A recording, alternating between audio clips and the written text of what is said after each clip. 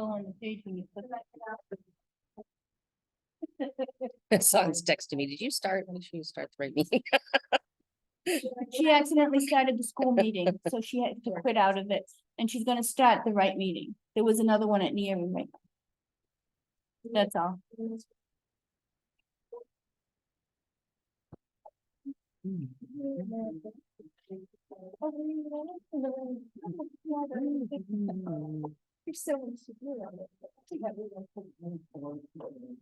Yeah, that's it. Okay, now you should get your, Terry, you should get your note now.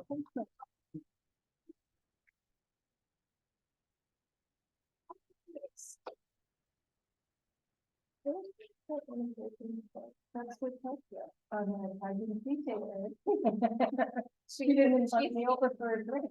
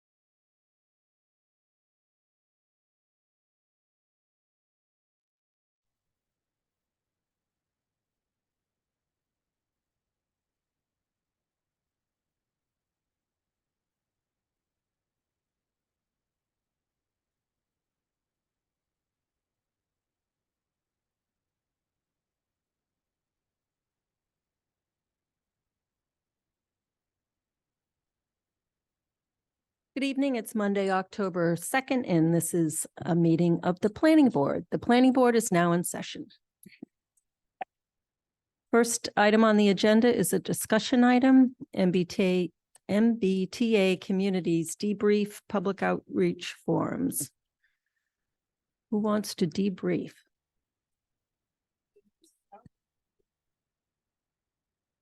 We can start with the board. What did everybody think? And since then, has anybody gotten comments? I've gotten a long list of emails, so we have a list started. Emails, phone numbers, people that are interested. I And they're can add all, a few things too. oh, absolutely. Go right ahead. So the second forum that happened last Thursday? Was it Thursday or Wednesday? It was Wednesday, I'm sorry, on the 27th. So, you know, we scurried because we thought there was going to be a capacity problem. In the morning, we found out 49 people was the capacity. So we posted a new agenda saying, please be aware, all that, you know, if you can watch it through Zoom. So it turns out the room filled up pretty good. There were a few vacant seats, but I think several of the people were repeats. But Lily Link from Chapa came, and I was there at the beginning, and then I handed it off, and everything seemed to go pretty well. Colleen had created a big map with our DPW director, which I think a lot of people raved about. Just the map being there had like a presence. It was So- the excluded land map. Yeah, yeah. So, it was a good joint effort with the DPW because our new DPW director has a lot of knowledge about GIS applications. And so, it worked out perfectly. And then, we did receive, some positive feedback, people supporting the initiative. And I think, what else did we get here? We got a letter from, actually Mimi got an email, from Matthew Salem, who's a resident at 248 Corderville Road, with some comments about different parcels around the train station area that he thought might be applicable or might be worth looking at. So that's super helpful. Also, Sam Stivers came in to my office yesterday. No, that would be. No, it was Friday. Yeah, supposed to tell you. Not yesterday, Friday. And I briefed Colleen on it this morning pretty quickly, but he had some good ideas too about moving into the next phase of the workshops. And that perhaps one thing to consider would be that instead of putting it out like a free-for-all and at the meetings, having people have all kinds of input, perhaps come up with 1 or 2 or 3 options that you present, maybe 5 options that we already have thought out. In other words, you have your 10 acres around the train station, and then you might have various locations of 5, 10, 12, 15 acre, whatever you come up with, or we come up with, and present it in these workshops that way. It might be beneficial to hone in on something, to give people some choices already, instead of having, I know we talked about the Dell property, and, there were comments that some of that might create too much density down there, all in one spot, even though it appears to be a really good place to do it. That spreading it out, into smaller portions might keep with the theme of the town of Southborough, the more bucolic farmland, and these locations will blend in better, as opposed to one high dense area that becomes like a little urban center instead of blending with the rest of the town. So that was a couple things. Got some feedback about Route 9 too. The Route 9, they were talking mixed use possible. From the EDC. Yeah. Yeah, I think you talked more to them about that. So the EDC, if you have anything to add, say, I can't recollect what they were saying. So it was just, they've been doing a study along Route 9, as you probably are aware, for the past couple of years for sewage and that's type of a study for infrastructure. And they came up with the idea that they could possibly hop on with this and have the first floor being commercial and then support the residential district, above, the residential apartments or something above. They've just had a hard time filling that Route 9, so they thought this might be an opportunity they could look at. Right, yep, and there's also a study going on through a grant from the One Stop program from last year, the year before, about, public sewer along Route 9, as opposed to approaching it for the whole town, because that didn't go over well the first time. for the whole town. Yeah, so that's pretty Yeah, so that good. was so turnout. lots of ideas floating around, and there were a couple of women that came up personally to me after and said that they were very supportive. They didn't feel comfortable speaking out. But Yeah. they did like it because one of them actually wanted to live in a condo here. Yeah, So- that was good feedback. And then also, from, the Municipal Technology Committee, we received, from Matt Probst, he's the, chair of the MTC. They're putting out a survey, to the town, and they were asking if the planning board wanted to ask any questions related to the MBTA in that survey. A few questions, if you had any in mind. Did they give you a timeline on that? by any chance? Let me look what it says here. I think it's going. Can It's I, already out. can I ask a question about that survey? They did attach the 2022 survey. And I was just wondering if planning board looked at that survey. Is anybody looking at it, matching it up with the master plan? I guess I was unaware that they're doing a survey, and I was just wondering, in the past, have the boards and committees used the results of that survey to make changes and things? Well, I can tell you this. Let me just read a little bit from the email that accompanied it. The MTC is putting together another instance of town citizen survey, mostly to solicit satisfaction sentiment of citizens. We also use it as a tool to measure opinion on a select number of upcoming issues that might be contentious in town meeting.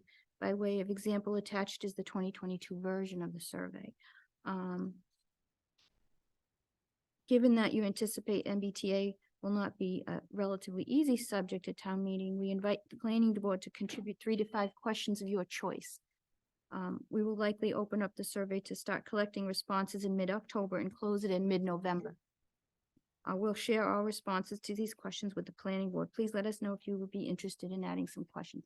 So it's kind of a broad-based survey. And they just, I think it's good collaboration that they reached out to see if we wanted to participate.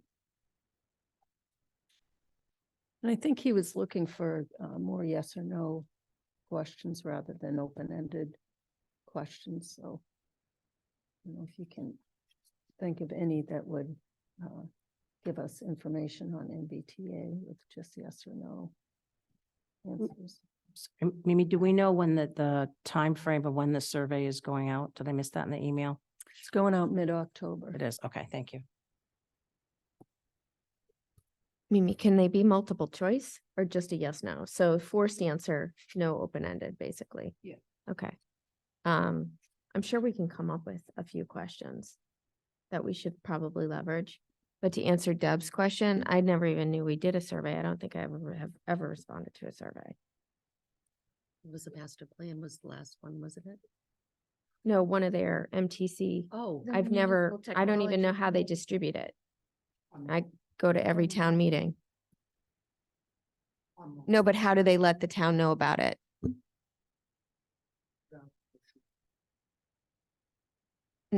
I mean, how do they know to actually respond to the survey?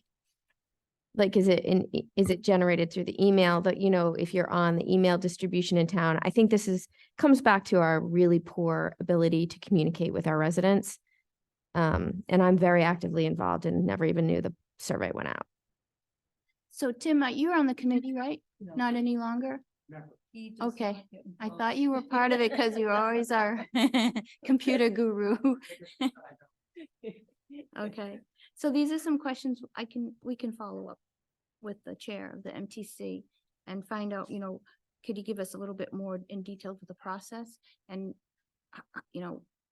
what they do with the results and where those results end up. How it gets out there and then how it gets, the final product, what happens with that? When does that come out? I think we looked at it, their last survey on master plan, we looked at the results. Yeah, I think that they used the scale. Like, I'm looking around for the 2022 one, if you have it in front of you, but it wasn't yes or no questions. And it was like on a scale from 1 to 5. How do you Yeah. feel about living in Southborough? So I think we could use a scale if they're going to do or, a so- scale. yeah, just There's a not, scale. it's not set up for the open. No open, and I got you. It has excellent to don't know, you know, I mean, it has those, Okay. so there'll be a topic and then it says, has like 5 different choices from, you know, excellent, good, neutral, below average, poor, and don't know. Standard type things. And it appears there's, that seems to be mostly the format. It's a long survey. I went Yeah, through it. and you can see that it's all, the questions have, towards the end, there are some, So we don't need to go through the details. I can take a No, look and no. then provide some recommendations. And I'll connect with you, Colleen and Karina, and then you guys can circulate it. and I'll find out, we'll get some information on how the process works.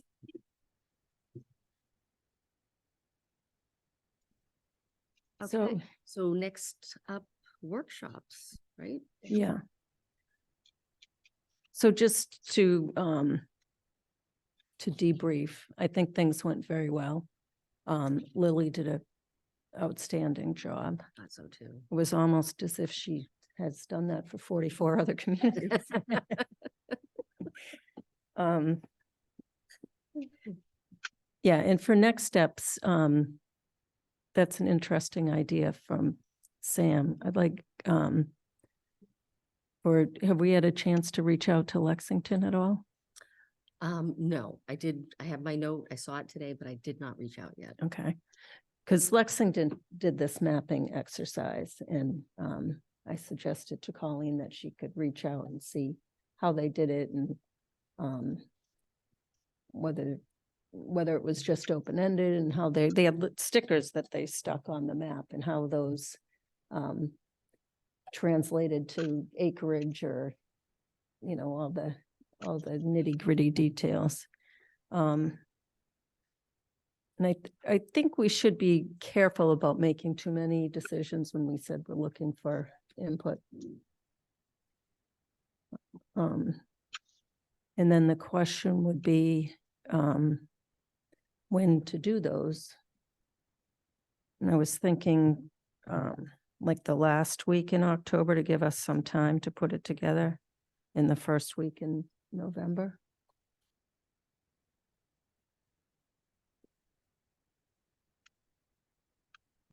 The last week evenings work for me. Okay. Mimi, do you mean the last week, the week of the 23rd or? Yes. Um, So I was thinking two, so the week of the 23rd and then the week of the 30th. Okay, the 23rd, I'm down with my folks, but I can zoom in. And, Are you there that whole week? yes, Oh, okay. and I'm good the first week in November. That brings up a question. Would we have Zoom if we're working more on maps? I did have one comment no. from somebody at our last forum that said that we didn't take any participation over Zoom. We did hear that too. Yeah, so I thought, well, it was sort of becoming kind of interactive. So if this is really interactive, I don't know if we could do it. Yeah. What about slightly before you go away? Sorry, I leave the A lot of time. 22nd and I don't come back to the 30th. I think we need more time to actually think about the logistics, who's facilitating, what is the workshop, what is the objectives, and really putting a plan together. So conducting workshops for part of my living, I would say hybrid does not work. You need to have it in person. So you missed one. That's right. We can cover. But I think we just really need to think about what the plan looks like, how we're allocating the hours. Is it during the night? Is it on the weekend? What would be best for the community? Should we do one weekend day, like a day, and one the next weekend night, weekday night? So maybe like a Saturday or a Sunday at the library or something, and do it a little bit more interactive. At the senior center, so Or we don't senior run center. into capacity issues. But I think really kind of thinking through, our next meeting is the 16th. Since this is my thing, so I guess I can help with really thinking through what's the time block look like? Because when you're doing an interactive workshop like that, you need a lot of like time to really explain it, carry it through. So I'm gonna say at least 2 hours. Oh, okay. You might want to consider one of the school cafeterias or something for capacity. I've seen some public forums done there and they're much larger than any of our town buildings. Microphones are an issue in those forums for people to hear us. It's the only challenge. If we're not being televised or zoomed, we might be able to ask for a camera to video it. But I don't think that would be the focus. The focus would be the residents. Right, but we have to be able to Project. instruct and project and I if have it's Mr. too big. Microphone. So why don't we say this? We'll take this offline. We work on logistics, what the plan is for the workshop. Come back to the planning board on the 16th and share what that looks like. Okay. But maybe we finalize the dates in advance. Yeah. How's Jesse for dates for availability? Jesse's there now in the attendees. I mean, he's actually a panelist now. Isn't he? Hi, Hey, I'm here. Jesse, how are you for dates for the week of the 23rd of October and the 30th? I'll have to get back to you on that. Okay, I'll email you offline maybe. all right. And Debbie? Oh, I'm available. Okay. Yeah.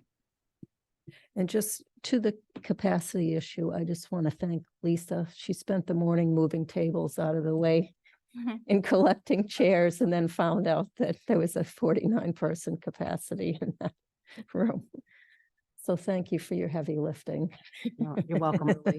Also, as we think about ahead to the senior center has a capacity of 100. So that might be helpful as you think about the path forward, only because we went over and tried to figure out what the capacity was after we found out we couldn't go over the 49. So, but it is 100 there. So is it going to be contingent on when senior center is available? Because that is probably a good place to do it. I would think so, yeah. I can find that out and share tomorrow via email. Yeah, and then administratively just settle on 2 dates. Do we have precise dates or still just week of? We didn't. Week hone of, in we on need 2 to- or 3 days. We just We need to make sure that see when the senior center. senior is center available. first. Okay. But the 2 weeks were doable. The 2 week of, yeah. Senior center. Anyone else on the board have any debrief, comment, workshop comment, anything on MBTA?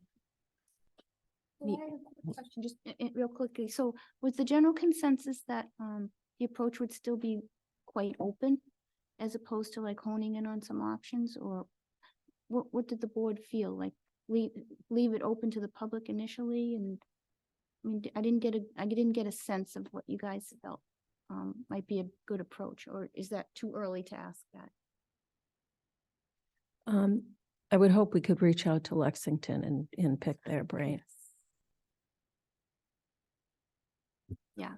I Right. also think we've gotten some initial suggestions, so I think that I would recommend we go broad versus biasing any results with our recommendations.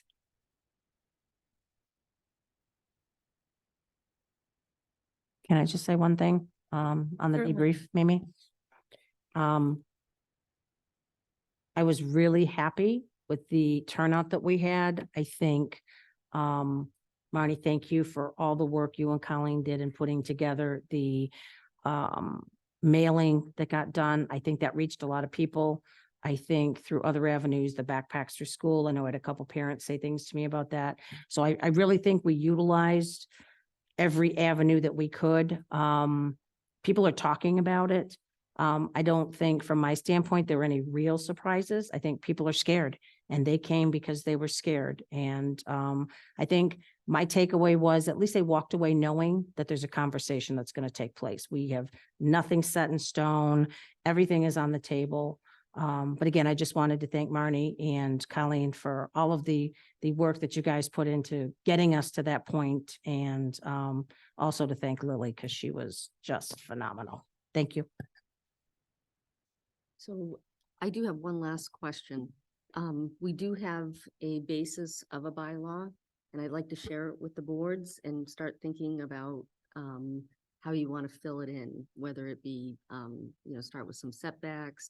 It will probably bring up questions for the public as well as we look through it. So I would think a lot of that would depend on where the overlays are.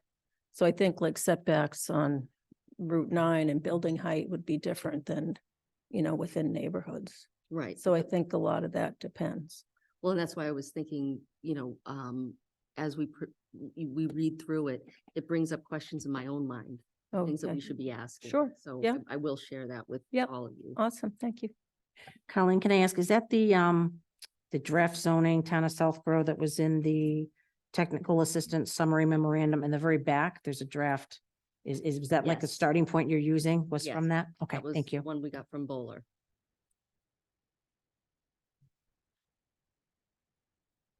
Does anyone else have any comment, MBTA communities? Anyone online?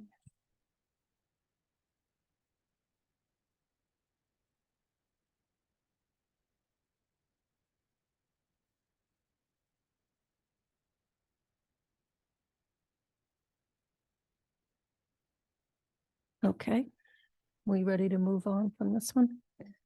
The next item on the agenda is a public hearing. Oh, we can't move on yet.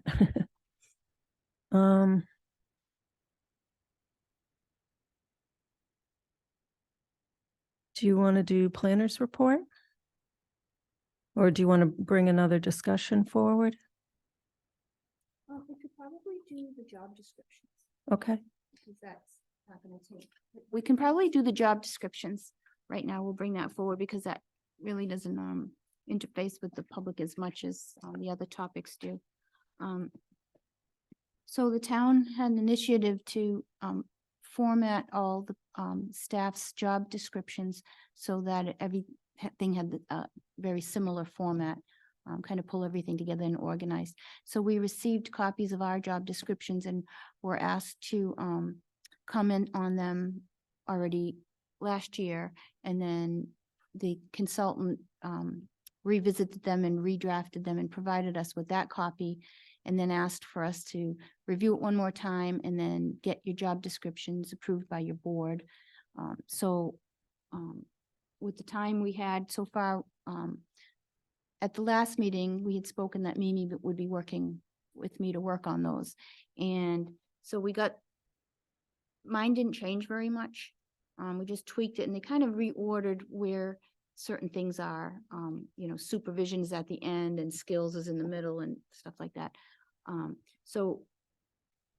had a few minor comments and Mimi reviewed it and I provided a copy to everybody to take a look at.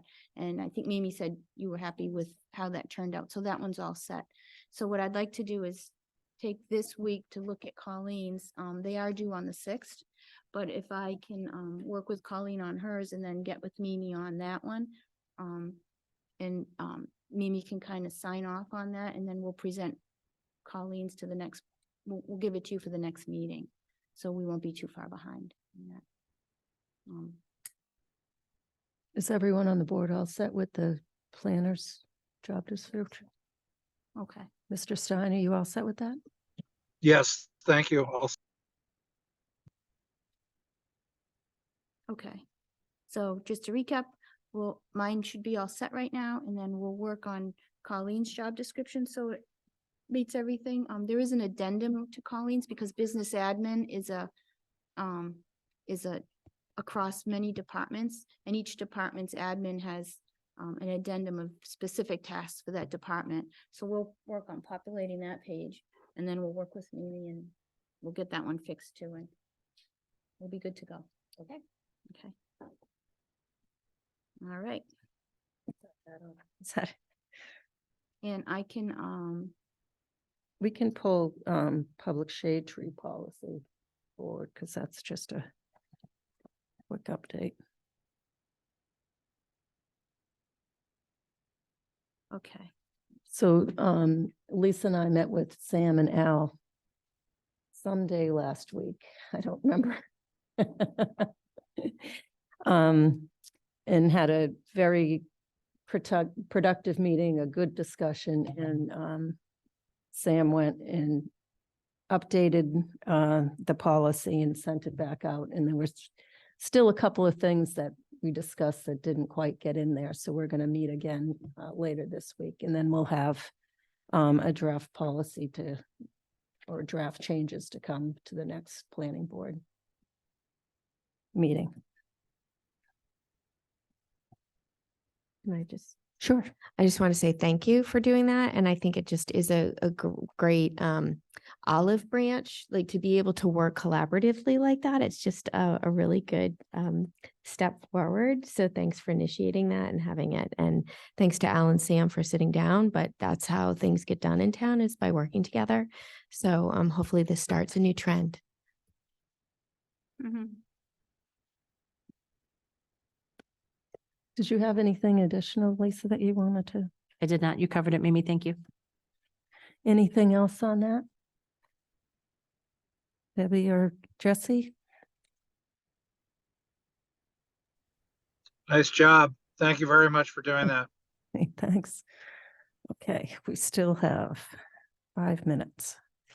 I can go over a couple things from the planner's report. Okay. So similarly, let's see here. What were we talking about? 21 Highland Street. At the last meeting, I think Mimi made a suggestion that a letter would be written to the select board and requesting planning board have an opportunity to review under MGL 40A 81I, right? So when we looked at that, I spoke to Bill Cundiff a little bit about that, and he mentioned something to the effect that that was for roadway layout as opposed to a park or a building, but I just talked to him very briefly about it.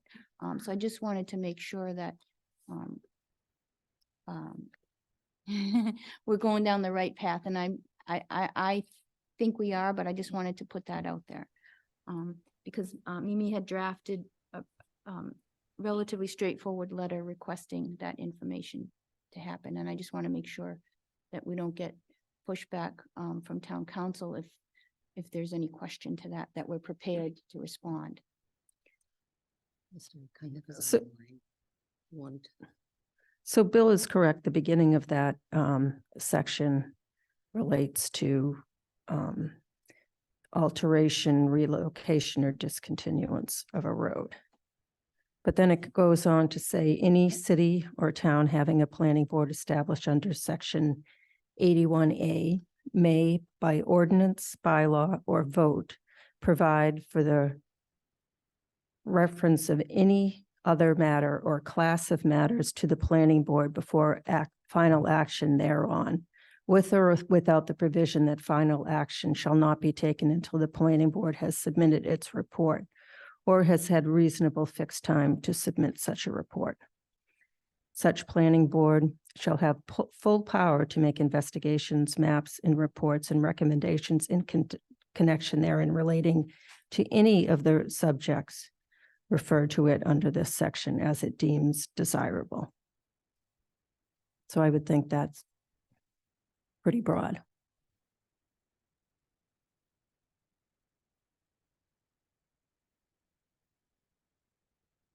Bill, are you there?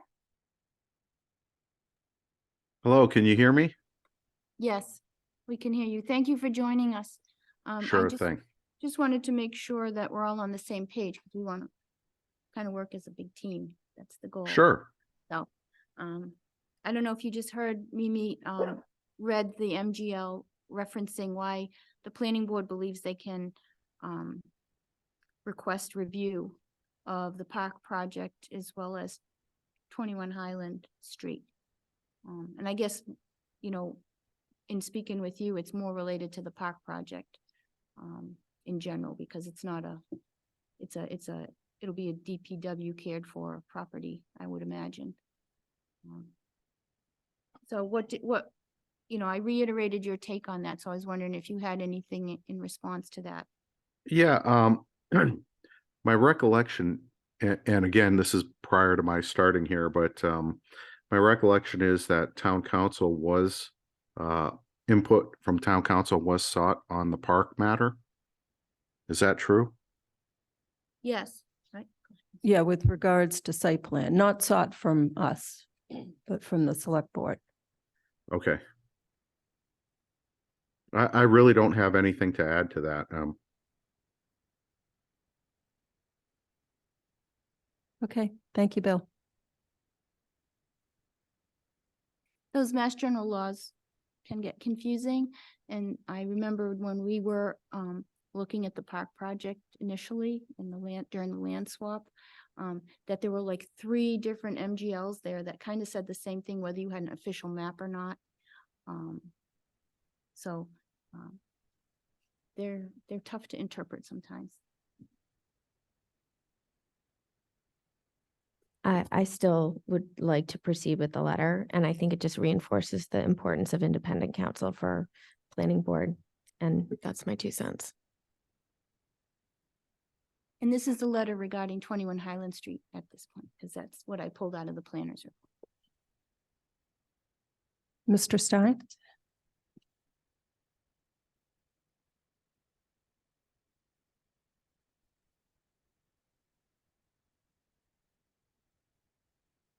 So I guess the question is, Mimi, is you had drafted this letter and you're just looking for the final planning board's consensus to submit it, right? Or that they like the way the letter was.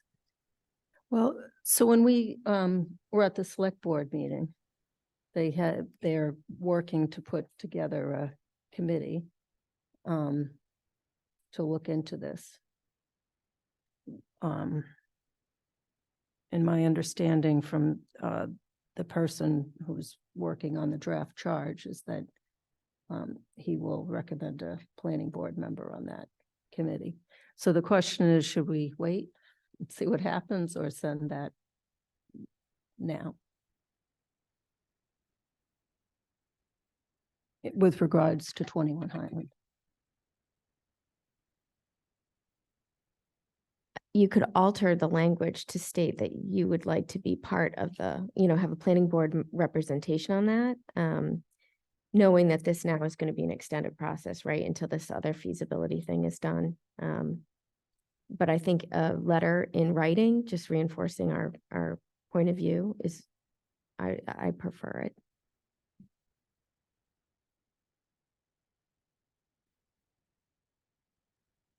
I agree.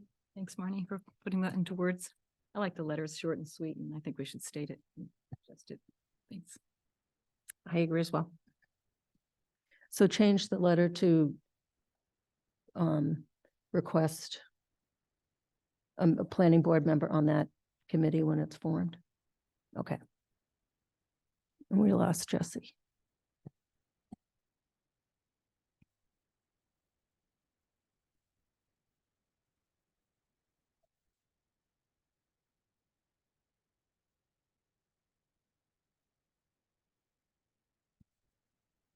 Just get him back. He's dialing in. He just lost his connection. Oh, okay. We'll wait till he's back for the public hearing. Yeah, he's just dialing back in. Oh, there he is.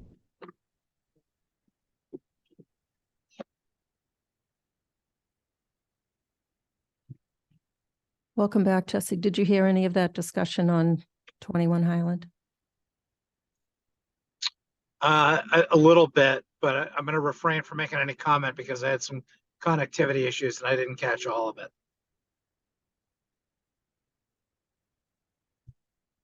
Would you like me to just give a quick reiteration? Sure. So Mimi had drafted a letter to the select board requesting to have the ability to review plans for 21 Highland Street when they are created. And Marnie brought up that she would also like to see that since they're creating a committee, that the planning board would request to have a seat on that committee. And I think that at the last select board meeting, there was some intent to have a planning board member on the seat of that committee. And Debbie agreed and Lisa also thought it was a good idea. So we just want to make sure you think it's a good idea as well. Absolutely. Yes. Okay, good. Thank you. Now, So anyone else on that? Anyone here in the room, 21 Highland? I don't see any hands. So let's move on to the next item on the agenda, which is a public hearing for St. Mark's School parking lot and St. Mark's Street major site plan. At St. Mark's Street major site plan. Yeah, tricky one. Lots of St. Mark's in there. So first of all, I just want to point out that the planning board webpage, just so the public's aware, a lot of people are used to going to news and announcements to see the public hearing documents and applications that are submitted and site plan applications. We're going to try a new method where we create one large PDF file, which we file with the town clerk. And what he does is he posts that where the agenda and minutes are. And the other, like Conservation Commission, the Select Board, Zoning Board of Appeals, they all use that method. So instead of having a kind of an odd place where we put all the public hearing info under news and announcements, we're going to do it that way. So when you see an agenda, you'll also be able to see the meeting packet there. They get a little bit longer that way, but it's all together and it makes the process a little easier right now since the website was updated. We're still working on formatting the pages. We have to customize them ourselves a little bit. So when there's time, but just so you know, as far as St. Mark's School proposed parking lot at the intersection of St. Mark's Street and Marlborough Road, the applicant has requested continuation to the October 16th without testimony. Just to give you a quick update from the last meeting, we received Fuss and O'Neill comments on their initial, on the submission number 1 for the parking lot design. Those were distributed to the applicant and to the planning board members. Let's see here, we received feedback from the building commissioner that the comment number 1, which was related to whether a ZBA special permit was required for where the parking was located, and he opined that it did not, because that had surfaced before, and we just wanted clarity. So now we have information from the building commissioner as zoning enforcement officer. We need a motion to continue the public hearing for the major site plan approval to October 16th. So moved.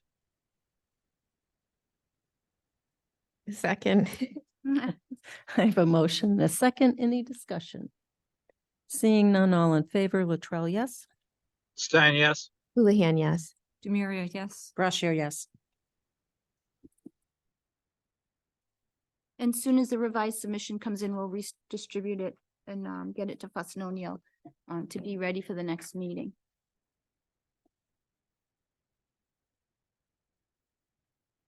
The next item on the agenda, 7:10, yes, we're good, is a public hearing, 3 Lyman Street scenic stone wall removal.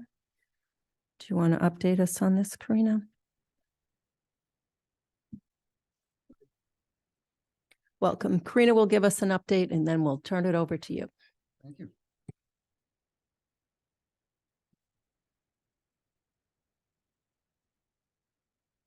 With us tonight is Henry Thompson. He's the owner of 3 Lyman Street, and his wife Gina is here as well. And they filed an application for scenic road stone wall removal. Lyman Street is a scenic road. The application was filed with the town clerk. And then a notice was published in the newspaper on September 11th and September 18th.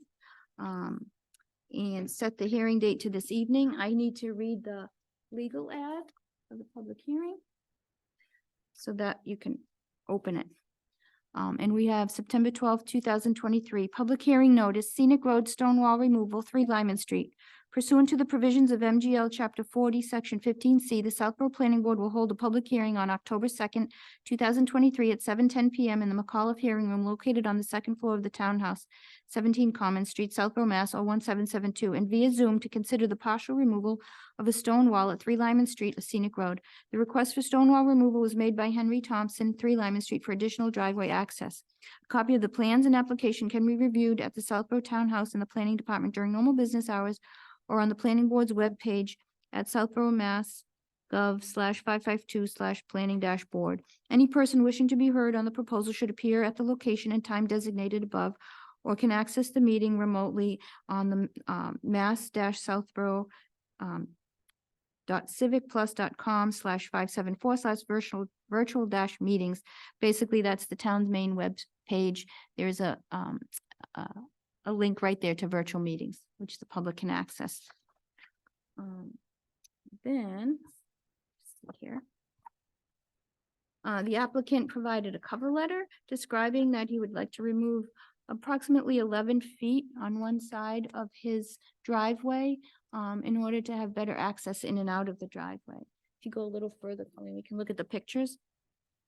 And he provided photographs that demonstrate the difficulty and the risks of backing into that stone wall, entering and exiting his driveway. He also provided a plot plan stamped by a licensed surveyor that showed that this piece of the stone wall straddles the property line, hence making it jurisdictional for the planning board.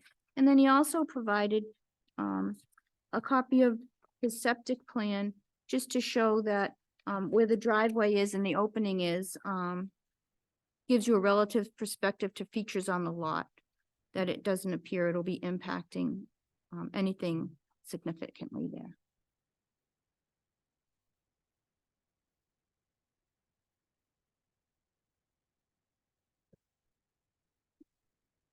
And that's kind of the update. Thank you, Karina. You're welcome. Good evening, Mr. Thompson. Welcome. Do you have anything you want to add to Yes, Karina's presentation? Sure. yes, I do. The wall, it's been there for many years. And 30 years, okay, it's only 2.5 feet high. Not a lot, but when we've had visitors over there and the lot was filled, once in a while, somebody would scrape their car against it. And, you know, it was a pain in the butt, but now it got worse for one reason.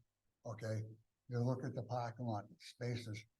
It wasn't too bad when my big boys, I'm sorry, my sons didn't have their licenses yet, but they do now. And they both have cars. Now we're running into problems when they are backing up. That's all I really have to say. Thank you, sir. Mr. Stein.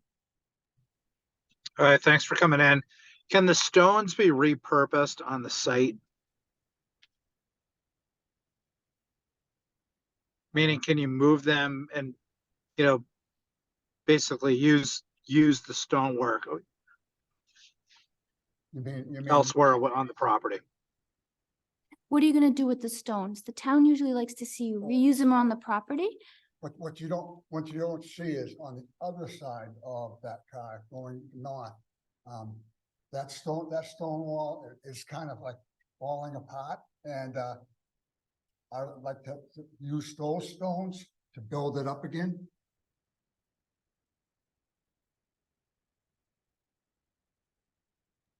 That sounds good. That's it for me. Thanks. Thank you, Ms. Houlihan. Mr. Thompson, thanks for coming in. So the first thing I want to ask you is, how did you know you had a scenic road and that you needed to come to the planning board? By accident, It's okay. I'm really just curious. for another department or something, and I came up and Karina and Colleen, they you know how good they are, right? Okay. Downstairs, they seem to want to get like a drive-through, but okay. I kind of mentioned something. I said, "You plan that? Oh, maybe I'll ask you a question." No, you're busy. No, so it opened up. Well, first of all, thank you, because I think so many residents don't know they live on a scenic road and need to come to the planning board for stone walls or trees. So really appreciate that you took that step and you did this instead of coming back to apologize for moving it later. And I have no questions. I just want to say thank you for doing the process the right way. Appreciate it. Well, thank you. Mr. Maria. I want to thank you for coming in also. So just to confirm, it looks like on the plan, you're just taking it from one side and it looks like you're going over to where the shrub is now, just sort of opening up. It doesn't look to me like you need 11 feet, but I also see there's shrubbery, so it might look funny. So is that what's being taken out to the shrubs? That piece of stone wall, 11 feet from where the edge. Yep. And it still leaves, those big bushes there, they're there. Okay, the center of those bushes is my property line with the other person. It's still gonna leave, taking that out. I'm still gonna be a foot although away from their bushes. There's actually, Debbie, there's a pin there, a property corner pin. And when we looked at it, we scaled the plan with Henry when he was in the office. And he mentioned there was a pin there, and we suggested that you don't move the stone with the pin, which is at the corner, because you don't want to lose that control. Oh, okay. By pin, it's like a giant, like, Well, it's driven into the stone walls sometimes, even though that's not in the, sort of see the marker here. yeah, there's a Oh. stake right there I didn't see that. Okay. that shows where the pin is. When they did the survey, they must have put that in so they can see the line. So we did scale it off the plan and estimated it to be about 11 feet, knowing that you wanted to keep that piece with the pin in it at the corner. Yes, thank you. Yeah. Thank you. Thanks for clarifying that. And thank you for reusing the stones. Our stones in Southborough should stay in Southborough. Thank you. Ms. Braccio. Thank you. Thank you, Mr. Thompson, Ms. Thompson, for coming in. Thank you for putting together a very thorough packet and also explaining what you wanted to do with the stones. You thought this out in advance, so it made it a lot easier for us. So thank you for the compliments to the staff of the planning department. It's nice to have them recognized. And again, thank you for being very thorough in what you submitted and making our job easier. Thank you. Well, I'm glad I came here. I'm not afraid of you guys anymore. I haven't made my comments yet. I'm just kidding. I drove by there today. I definitely see the issue. It's goes in very, very narrow and then it widens out. So I can understand how people are hitting that wall. I have a stone wall at the end of my driveway that's hit all the time also, but my driveway is at least wide. The problem is that curves and people go straight, but that's their problem. So yeah, thank you very much for coming in and for using the stones, and I have no questions. I'm fine with this. As long as, See if the public had any. sure. Does anyone in the room have any questions on this? Anyone on Zoom? If you have a question, if you could raise your hand. We currently have 9 attendees. No hands raised. Marnie, are you good to make this motion? Sure. I make Thanks. a motion to approve the request for the scenic stone wall removal at 3 Lyman Street. Second. Thank you. And a vote. I have a motion and a second. Oh. Any discussion? I have a discussion with the condition that the stones are used for the stone wall on the north side of the driveway. So moved. And Any other seconded. discussion?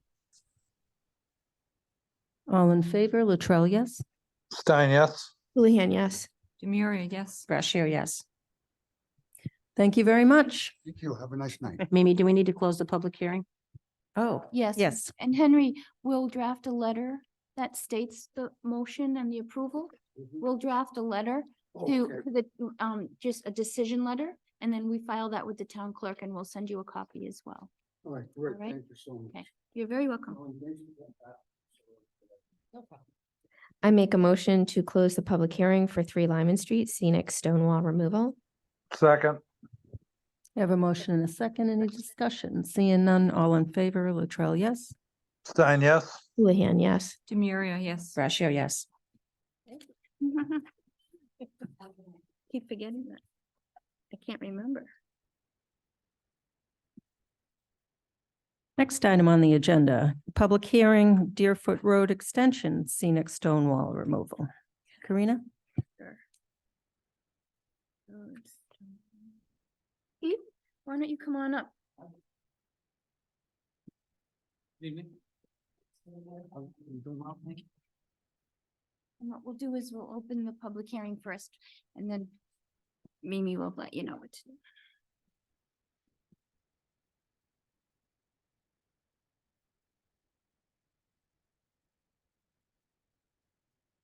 So, this is a public hearing for scenic road stone wall removal, and, I'll read the legal ad. This is September twelfth, 2023. Public hearing notice, scenic road stone wall removal, south end of Deerfoot Road extension. Pursuant to the provisions of MGL Chapter 40, Section 15C, the Southborough Planning Board will hold a public hearing on October 2nd, 2023 at 7:15 PM in the McAuliffe Hearing Room located on the second floor of the Townhouse, 17 Common Street, Southborough, Mass. 01772, and via Zoom to consider the partial removal of a stone wall at the south end of Deerfoot Extension, a scenic road. The request for stone wall removal was made by the Southborough Public Schools for additional bus turnaround space. Copy of the plans and application can be reviewed at the Southborough Townhouse in the Planning Department during normal business hours or on the Planning Board's webpage. Any person wishing to be heard on the proposal should appear at the location and time designated above or can access the meeting remotely at the town website for virtual meetings. Mimi Luttrell, Chair, Southborough Planning Board. So we received the application September 12th and filed it with the town clerk. It was distributed to the DPW, the tree warden, selectman, tree warden designee as well. It was published in the newspaper on September 18th and September 25th as required, with a hearing date of this evening. The application included,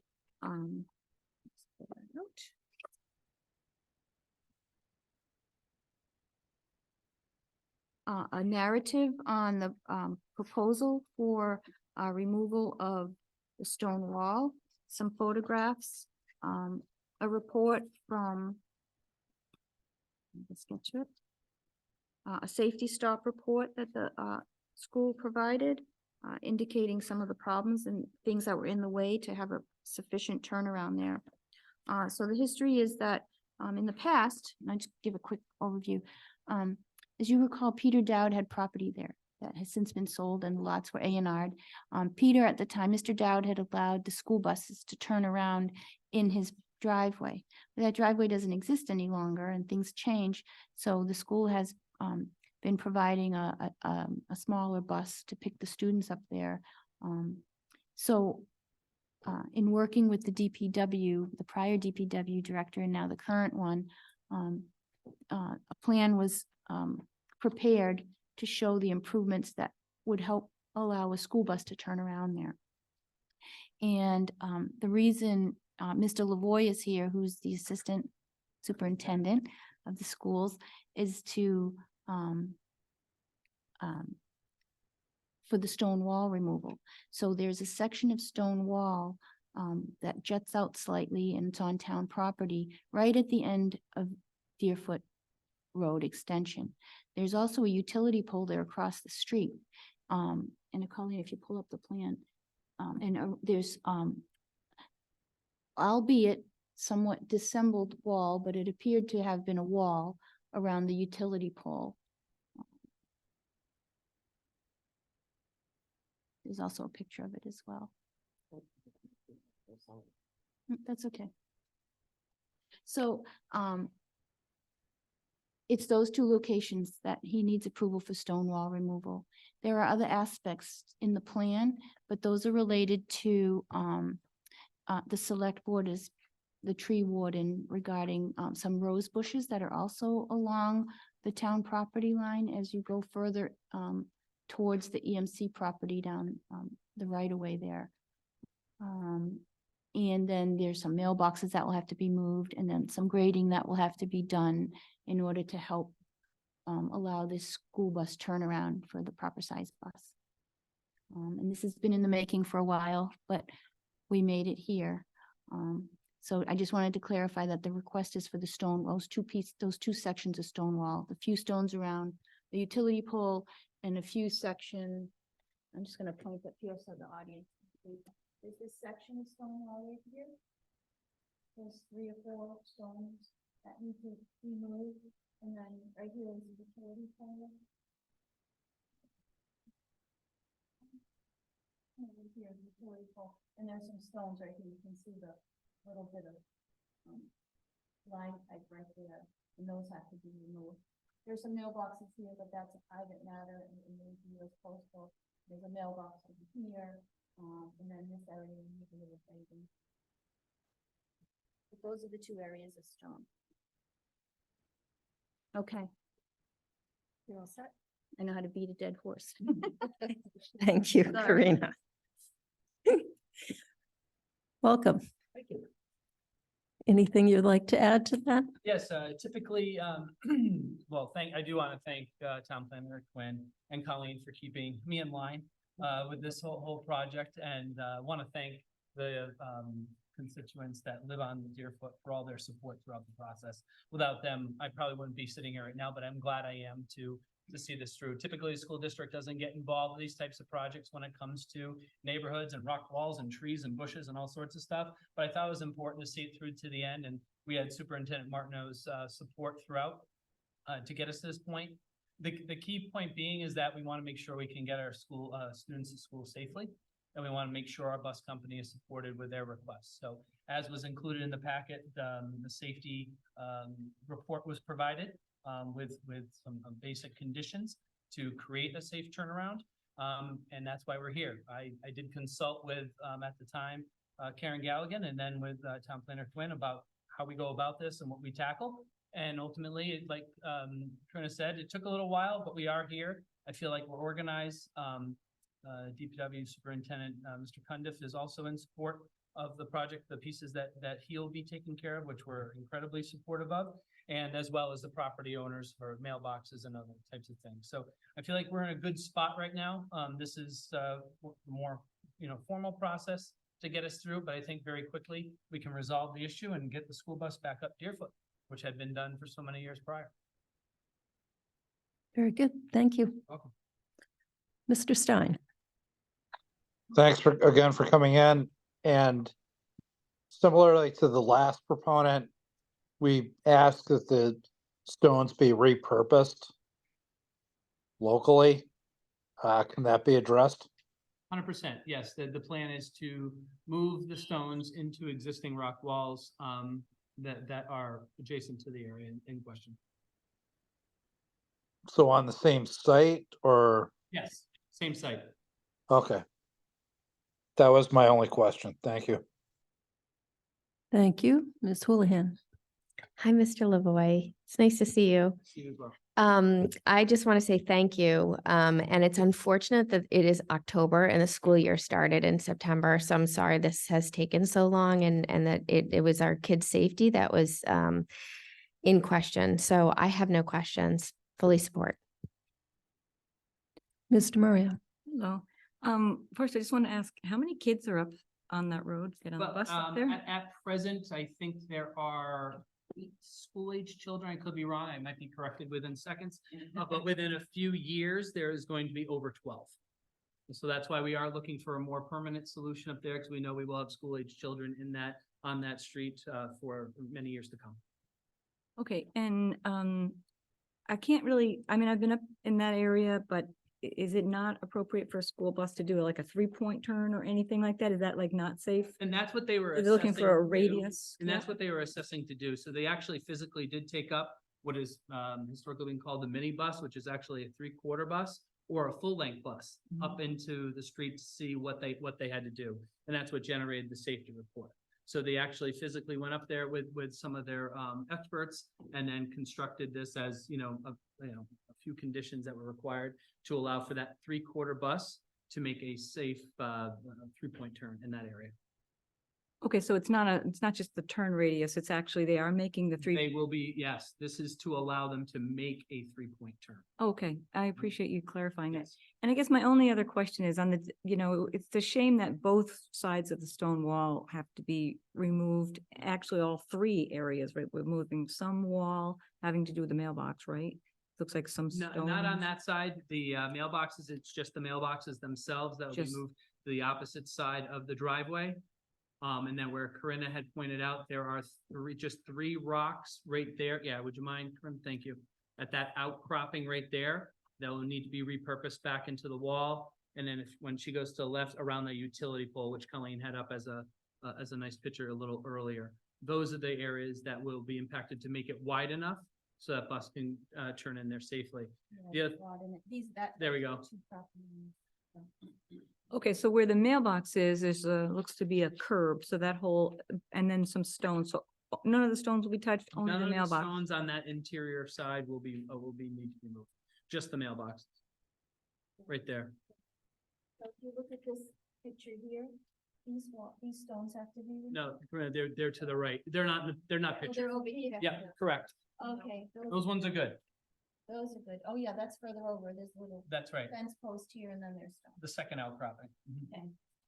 Okay, and can we talk about the stones on the other side that Sure. that are gonna be removed? So there's even another, there's a third spot of this sort of disheveled wall, and I'm wondering if the disheveled wall, which is hardly a wall, where the rose bushes are gonna be, I know there's a pole and. Right there. Yes, if, Yep. if this, I see that there's a pole and whatever, a wire or something. But if this area were widened, would you need to do the work on the other two areas? I think it's just a shame that all three areas have to be impacted, so I didn't quite get that from the report, but we agree that this is sort of disheveled and hardly a wall. Right. Where the others are a little more historic. Well- It looked like a wall, and I just wonder whether that's been explored. Let me see if I can get that outcropping. I think, maybe it's up. Right there, yeah. So those three where it's circled in red on the right. Yeah, the blue, yeah, these three rocks right there. Okay.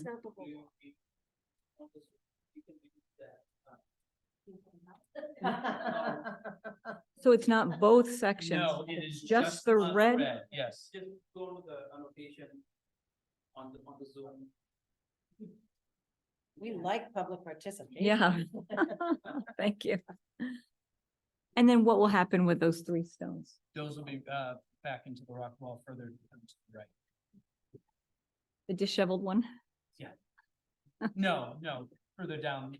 On that side is where there are rose bushes, and then beyond the rose bushes is a more materialized wall where it can be replaced too. But those three. Remove the rose bushes along this as you head towards into the PMC property. Yeah. That road. So those rose bushes under the select board, and these stone ones here, and then just the stones around the utility pole. That's it. These Right. stones and the stones around the utility. The rose bushes are under the tree. Right.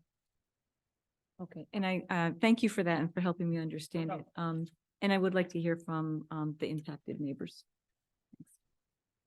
Ms. Braccio. Thank you. Thank you again, Mr. Lavoy, for coming. Can I just ask you, how quickly would the work start on what needs to be done as far as the rocks, the mailboxes potentially, and any grading that needs to be done, I believe, for where it's actually the turnaround is gonna be? We have been in contact with DPW. The hope is that it could be started as soon as possible. Okay. Once the select board also is able to weigh in on the removal of those rose bushes. I think this hearing coupled with that successfully negotiating those two, hopefully we can start without delay. Because it would be nice to get a bus up there as soon as possible. Yeah, I've spoken to a couple parents that are currently taking their kids to school and, at the end of the day, it's the safety of the kids. And, I'm certainly fine with moving forward with this, as long as the rocks are replaced, Absolutely. within a stone wall. So again, thank you for coming in. Thank you to the neighbors. I know, they've been very involved in all of this. And extremely patient. I appreciate that. Thank you very much. I have no additional questions. Anyone in the audience have any questions? No, We have, are you gonna do the public here first? I did. Does anyone know? I'm taking this opportunity and You have to come up to the, Oh, we get to very, join me. we're very formal at the microphone. You meet and then we'll kind of- I would, very frustrated. Oh, my name is Vaibhav, 141 Deerfoot Road. This conversation started, I think September of 2022. We are like October 2023. Very frustrated to begin with, but the way Keith has been supportive and working throughout, I would like to just say thank you. Very welcome. And yeah, as soon as like we can get this done. I have 2 kids, like you said, we have multiple kids, so going and driving the kids and like during the time, it's just. And I have to travel a lot for work, so I would appreciate if we can get it done sooner rather than later. Thank you. Thank you. Do you want to We bring do Mr. have- Cundiff over? Yeah, we have the DPW director with his hand raised. Good evening, Bill Cundiff, DPW Superintendent.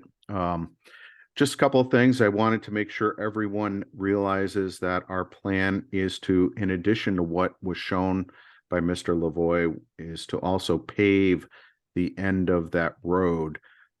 So Keith, I'm not sure if you can scroll to that one shot that shows the existing road. Not that one. More. No. There we go. This one. There we go. Yeah, that. So I think there's a slight delay when I see it, but yeah, so the concern here is a couple of things. You know, if we get snow vehicles plowing into this area, it's just going to make a mess, and that's going to make it more difficult for vehicles to turn around. So we plan on paving an apron to support the turnaround and to make it a little more safe and a more appropriate for a vehicle to turn around. In terms of timing, we'll try to get it done this year. We're really working against the clock. It depends how cold it gets and how quickly it gets cold. Usually the asphalt plants will close around Thanksgiving, so that gives us about 2 months to get out there. We'll do our best to get it done this year. Thank you, Bill. Bill, does that include the stone wall removal too, or just the paving aspect? We will go out there as quickly as we get an approval, assuming there's no appeal period, and take care of the incidental work. The paving will occur on a timeline, probably. Thanks. I could just make one more comment. Just to Sure. Help round it out. Bill, thank you very much for that. We do appreciate the efforts, and I know as soon as we can get some of that site work complete, the rock wall, and then hopefully with the approval of the select board, the rose bushes, once that area is widened, it will be accessible for the bus to make the turnaround. So we won't have to wait with too much delay other than the delay that would be naturally occurring. So my hope is that we can get a bus up there sooner than Thanksgiving. Halloween would be great. Oh, music to my ears. Anybody else? Anybody on Zoom? If you have a question or comment, raise your hand. Currently 9 attendees and no hands raised. Okay.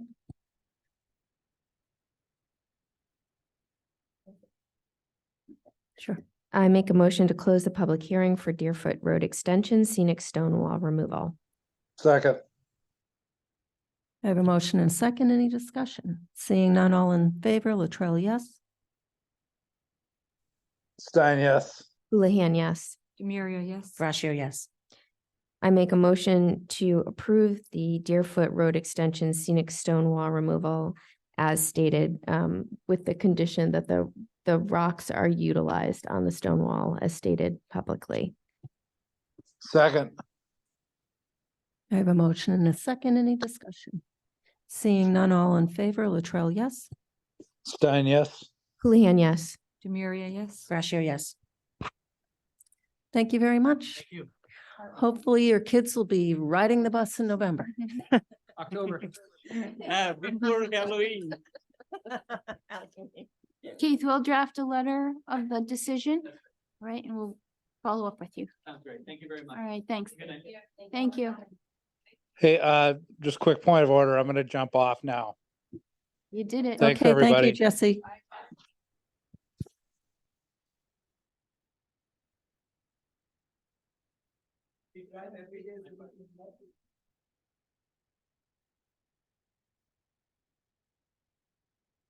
Discussion, residents of Park Central 40B.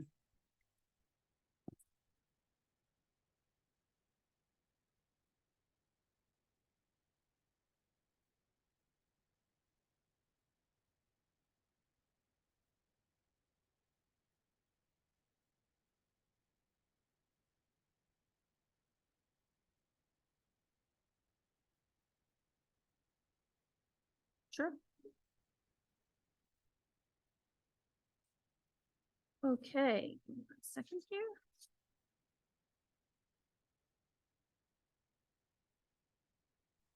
All right, quick update. On September 18th, we were notified by Lara Davis, the zoning board's admin, that the applicant for Park Central had filed a comprehensive permit with the Zoning Board of Appeals. She provided a link, so there's a link online for the public if they want to see the documents because they're significantly large. And if you do go there to open them from the ZBA website, give it a little time and it eventually opens, so don't be scared if it doesn't open right away. Let's see here.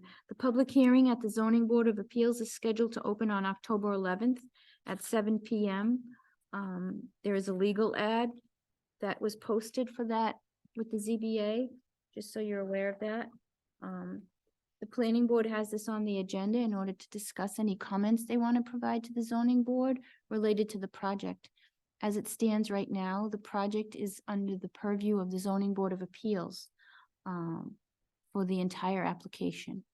I believe town council is working with the ZBA to make sure, and the building commissioner as code enforcement officer, to make sure the application is complete and everything moves forward. All right, that's okay. So that's the general update.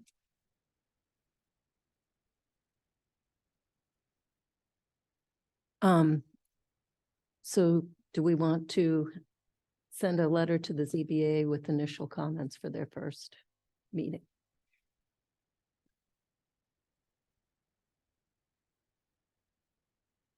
Ms. Houlihan. So I have not had a chance to review the full 192-page document to provide full comprehensive feedback, but I would think it would benefit the zoning board to have some of our opinions in writing. So I would support that. I just may not be able to contribute at this stage. Mr. Maria.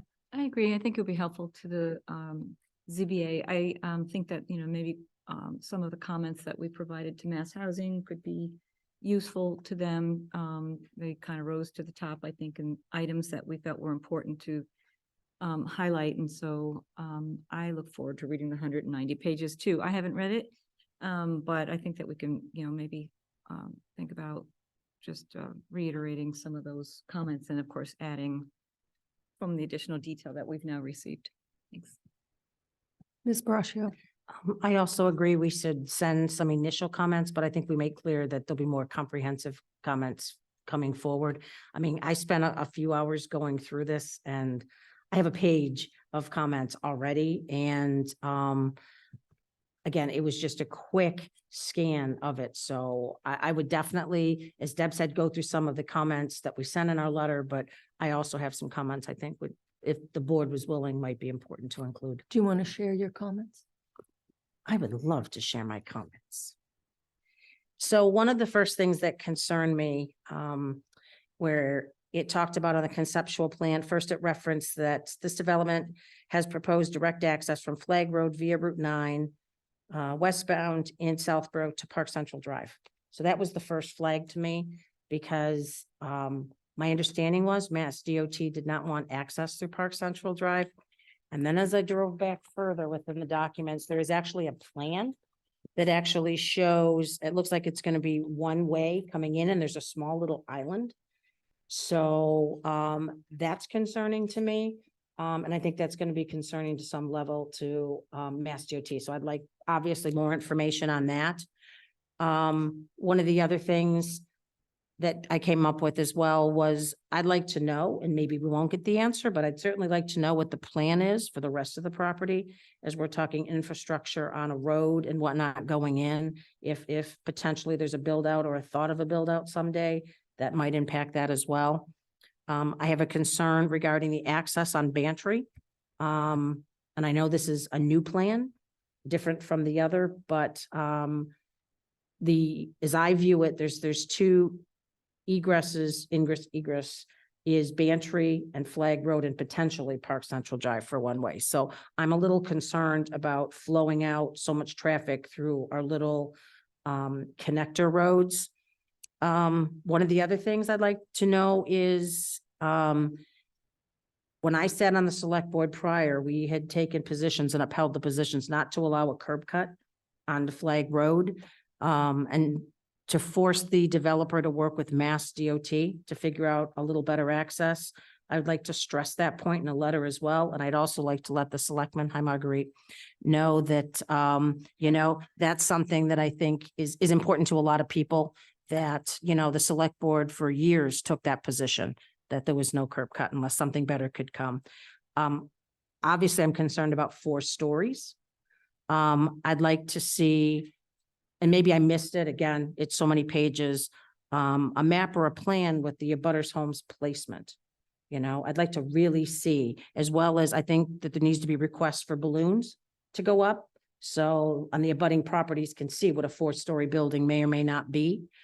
I think we should take a position, if we can, that no mature trees are cut within a certain 40 feet, whatever it may be, of the abutting homes. I think for screening, that would certainly help.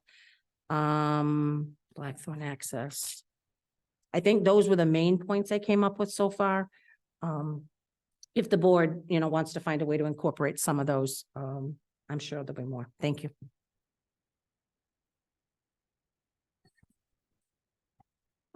I haven't gone through the whole thing, but I've started, and so I only have 1 page of comments.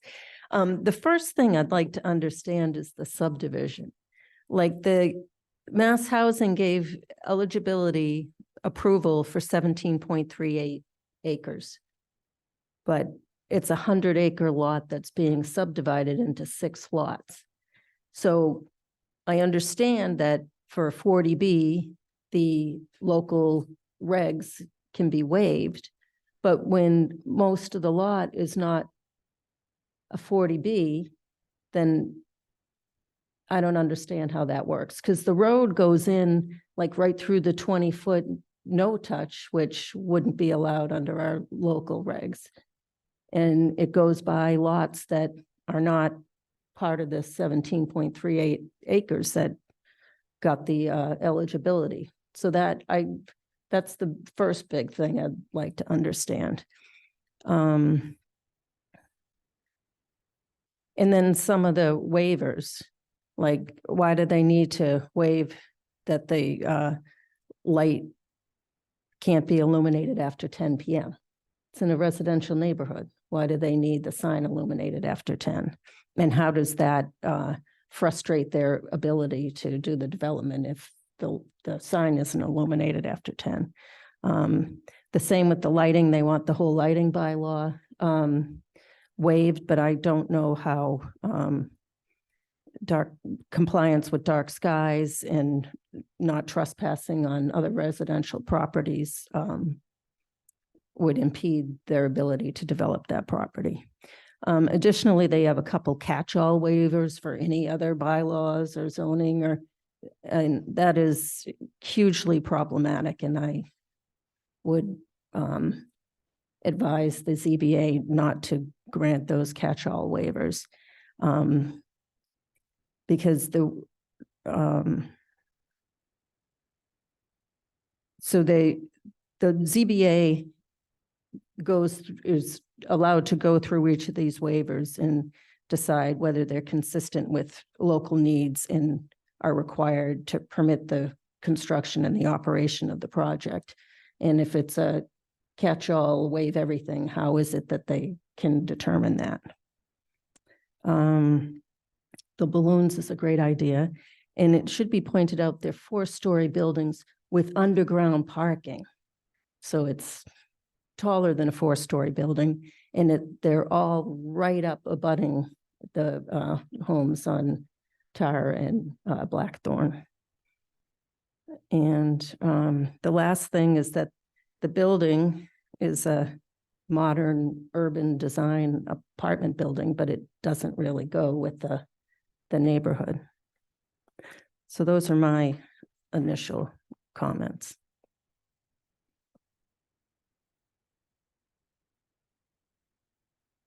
Anyone in the audience have any comment? Yes, sir.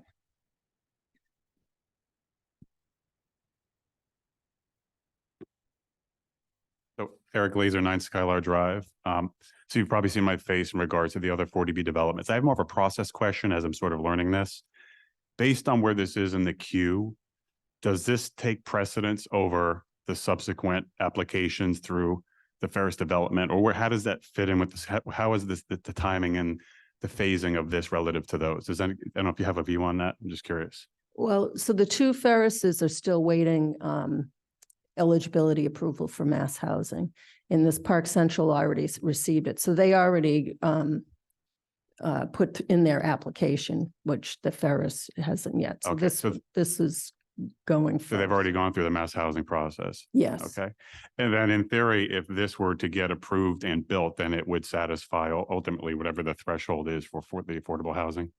It would not. It would not. It would, it's 200 units, 25%, which is 50 units affordable. And I think that we're short 77 or something. And these are rentals or these are actual? These are ownership. Oh, ownership. Okay, so that is different. Yeah. Okay. I didn't realize that. All right. Well, thank you. Thank you.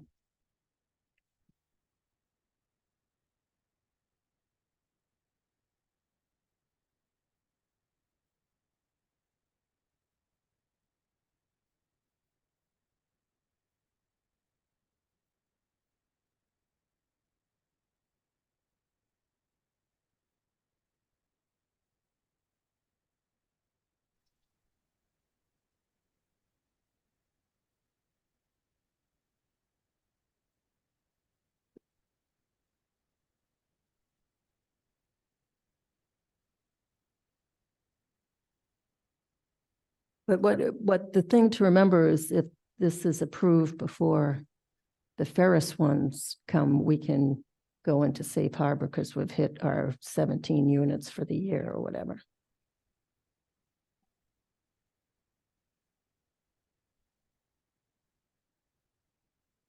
Hi, John. John Palmer, 131 Parkerville. Just a question. Where does the public have access to the 190-page proposal in front of the ZBA? And if so, how do we get access to that?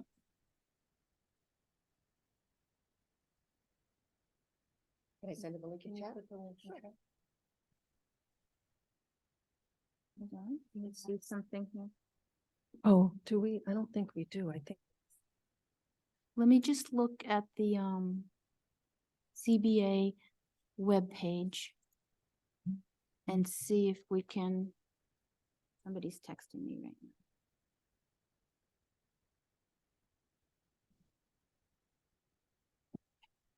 Somebody here. Okay, so if we go to boards and we go to zoning board, here we go to their website. So if you go to the zoning board website through the town website. Karina, can Yes. maybe Colleen do this while Yeah. she can show you on the you can screen. show them. Okay. Share it. There's a direct link there. So bottom line, it's on the ZBA's Yes, section of the town's website. boards and committees. Go to boards and committees. Well, it's still, Oh, it's building still and zoning. Okay. So it's the building and zoning page. That's the departments. It's under boards and committees, not departments. Oh, I see what you're saying. Okay. To the left, all the way to the bottom. Yeah, we got it. And My fingers are shaky. if you scroll down a little bit, This right here. you see that, John? I sure do. Thank you. Okay, and like I said, it takes a little bit to open if the original file is so large. So if it does, if it's a little slow, give it 30 seconds or so. Thank you so much.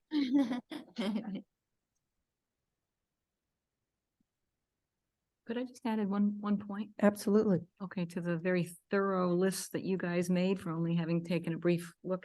I just wanted to Lisa's comment about the balloons. You might remember that several of us showed up for the walk through for the property and were never allowed on the property. Yeah. And that's unlike Ferris. I didn't attend that one, but for those two properties, I understand that people were actually allowed on the properties. So if we're going to do the balloons, which I think is a very good idea, I think that any of the boards and committees that were invited initially to walk the property should be able to walk the property in order to give thorough comments to the zoning board of appeals.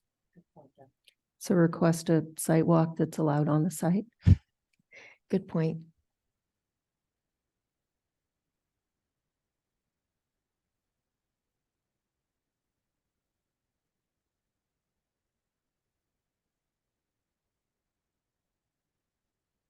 Anyone else? Anyone in the audience here? Does anyone have their hand? No one has their hand. No hands. Okay. So do you want me to take the first crack at this, Karina? Yeah, or each member can send all their comments if you'd like to, because I know it's up to you. If you don't have the bandwidth, we can do it too. If you submit them to us, we'll type them up and Okay. get them written. But if we get other comments from the other planning board members, then we can culminate them into one, and then Mimi can use those to draft a letter or fine tune it and add and make the order proper. I'll forward over by tomorrow morning, Karina, the comments I made today. Super. I was just gonna copy the letter that we did before and add in different comments. Yeah, because that's already all formatted. All right, that'd be super helpful. All right, moving on. Next item on the agenda, St. Mark's Street stone wall and tree mitigation and St. Mark's Park Plan.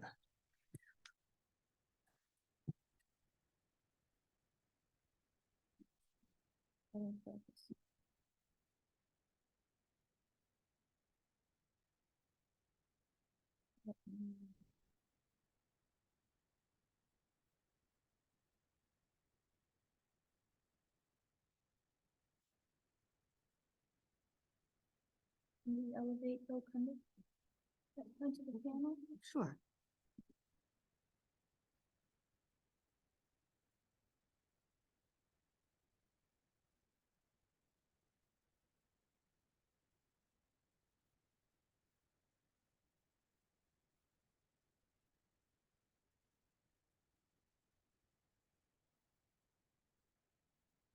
Okay, sorry, just had to get oriented.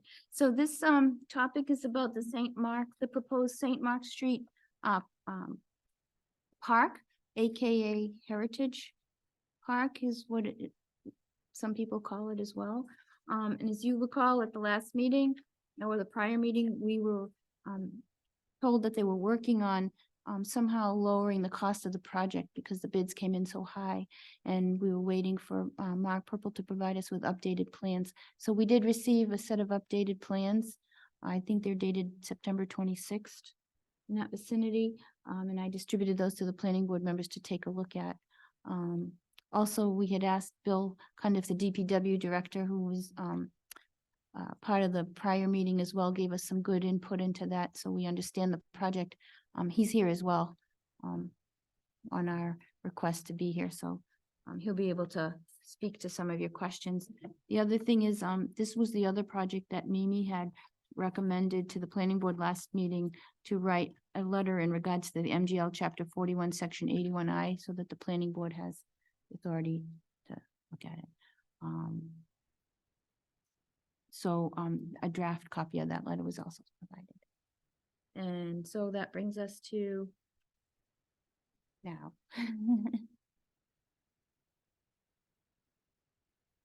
Hi again, Bill. Would you mind just updating us on what changed on the plans? Sure thing.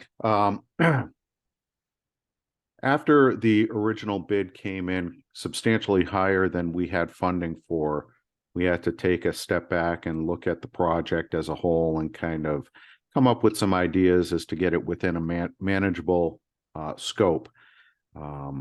So starting with the low-hanging fruit, one of the differences from the prior plan to this plan, down on the southerly end, you'll notice that the walkway now connects to the end of the library parking lot, whereas before it extended probably 50 feet down along the westerly edge of the parking lot, closer to the cemetery, and then did a 90-degree turn and entered one of the parking stalls in the parking lot. So we thought reducing that length might be a little better in terms of cost. On the prior plan, we also had 2 rain gardens. We retained the larger one, the one further to the north. You can see it, it looks like a kidney bean shaped thing. The prior one was down in the lower right-hand side of the page. And really it was a redundant thing. So it was something that we thought we could eliminate. Beyond that, the number of plantings, maybe if you could, I'm not sure who's operating this, but if you could go to the tree planting plan. Yes, that one. So the number of plantings over on the southwest side has been reduced. And those 3 things are the main differences. There were some other incidental things like I thought it looked overly complicated, so I had them take a lot of the engineering type things out. They had way too much on centerline stationing for the walkway, and they had point of tangencies, point of reverse curvatures, and things like that that really you don't need for this type of project or layout. So we didn't want to overkill it with engineering, so that was something we took out. And then we also decided to make it a lump sum bid because there was concern about possibly paying premium for taking down some of the 1.5-inch diameter trees, the brush along Marlborough Road. We were concerned that they might try to hit us with an extra on that. So we decided a lump sum might be a better approach for that. And that's really it.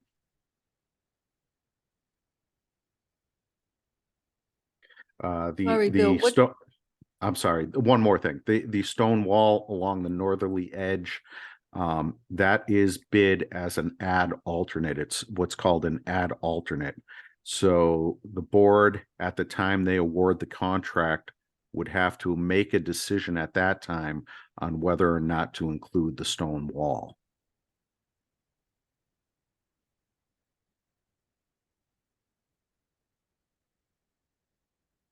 Thank you, Bill. Yep. Ms. Houlihan.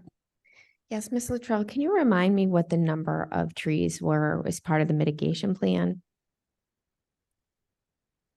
11. 11 in the select board policy requires native, and the recommendation from the St. Mark's Working Group requires native, and they were all native. I don't know where those 2 cultivars came from. So it achieves the count, but it doesn't achieve the requested native species. Those were changed from the original. That's correct. And so, of course, we would prefer native species, and the stone wall.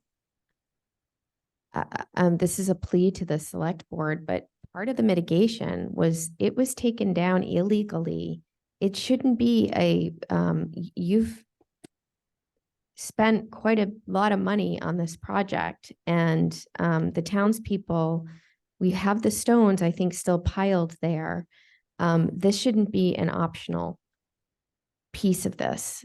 So I think in our letter back, I think we should make that the stone wall is a requirement based on the mitigation. It's just so challenging for us to enforce policy, procedures, and bylaws when our own town elected boards don't follow the rules. So it really isn't, it doesn't bode well for the town residents to follow the rules if our elected officials don't. So I just don't think there is an option there. That's my 2 cents, Mimi. Thank you. Thank you, Mr. Maria. I have a couple comments. At the beginning that the park was being developed, the two rain gardens, I think they were developed on the original plan by VHP. And so one question I have is, if one of them was dispensable, why was it ever put on the plan to begin with? I mean, don't we think that it was needed? Is that a question for me?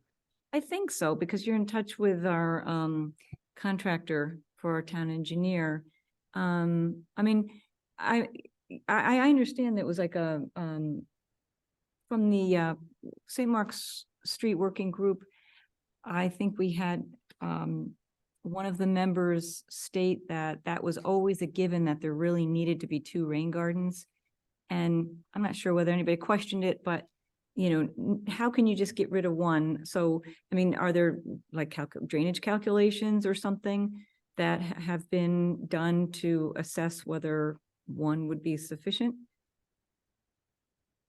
Okay, I'm looking at the original plan for the park, which was part of Perkins' contract. The original plan only has 1 rain garden. I presume at that time they did in fact do some calculations. I believe adding the second rain garden when they pulled that portion of the contract from Perkins and decided to award it separately. I don't think they did additional calculations. Again, I'm speculating, but because it was an increase in the number of rain gardens, you know, certainly the water quality is what the purpose of a rain garden is. It's to improve water quality. It's not really to handle the flow and detain the flow. It's really intended to improve the quality of the water. So eliminating the same one that was never there to begin with, we didn't think was an issue. So that's why we proceeded that way. Okay, thank you. The other is when the bids came in, they came in super high, right? They came in around 400 and something, 450,000 or something. And I think that the town agreed on target of 290,000 was what was in the warrant article. So with the changes that are being proposed, do you think that you know, removing a pathway and I don't know, number of vegetation and a rain garden, is that, do you think that is going to put the cost down into the range that was approved at town meeting at about 290,000? I do. Part of the reason I say that is because we did have a discussion about extending the contract timeline. Originally, it was intended to get everything done this year, which would have been very aggressive. So we are allowing the tree plantings to occur in the spring as part of this contract. So that gives a little more breathing room for a contractor to come in and acquire the necessary plantings that they need. Okay, and then the stone wall, when the St. Mark's Street Working Group was discussing stone wall, I think it was also discussed at the select board. I mean, there were some figures that were thrown around about how expensive it is to build a stone wall. And I'm just curious, the one that is listed here that is currently outside of the kind of the scope of what this bid is going to be, how much do you think it would cost to build that stone wall? And by the way, how many feet is that stone wall as drawn on the plan?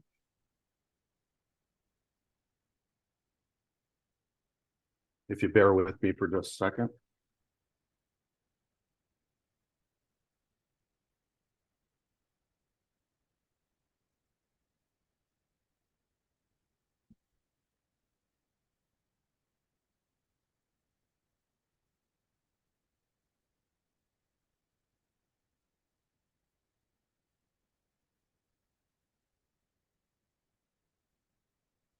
It's pretty close to 100 feet. I'm not going to say exactly, but it's pretty close to 100 feet. You see station 200 up there on the upper left. Yes. And if you go to the right, there should be another station call out over on the upper right. So there's 13. Keep going. I'm sorry. Keep going. But I'm sorry. That's station 13 there. Yeah, there you go. Okay, so that, see station 13, you keep moving it. Scroll, pull it down so the page goes down the other way. I'm looking at St. Mark Street. Yes. I want to see St. Mark Street. He can't, it's delayed. When you see it, when you pull it, it takes a while. So you want to see the new roadway. Right there, okay? Beautiful. Okay, so that 13 near the hand and that 14 over on the right, that's 100 feet, just to give you an idea.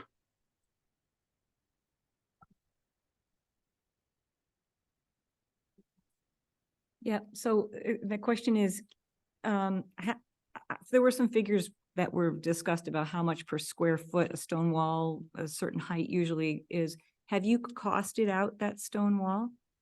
I have not. VHB may have. I have not. I guess I'd like to see it included in this plan. You know, we had several discussions on it. And, you know, first of all, it looks a lot nicer with a stone wall, doesn't it? But it's also for, safety. So, you know, so this is kind of a little bit of an unfortunate spot for a park because there's, you know, so many roads, and thinking that there's going to be story hour at the library and children and possibly grandparents that are there. And I just picture a little kid running into the roadway. I think about this stone wall as really being there for safety.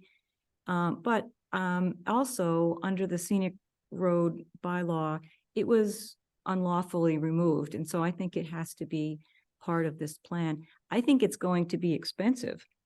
Based on, I think maybe Ms. Braccio remembers, there were some costs being thrown around in the $100,000 or $200,000 range. And so, you know, sure, if you get rid of some features like stone wall, it's going to put the park bid into what the town voted on. But I think to be true to the town and to be true to our bylaw, I think we've got to, you know, figure out a way to lower the cost.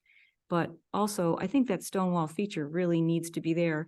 Not because it looks pretty, because Southborough has a lot of stone walls, but I think of it, you know, that location, by the way, is the first time I'm seeing this.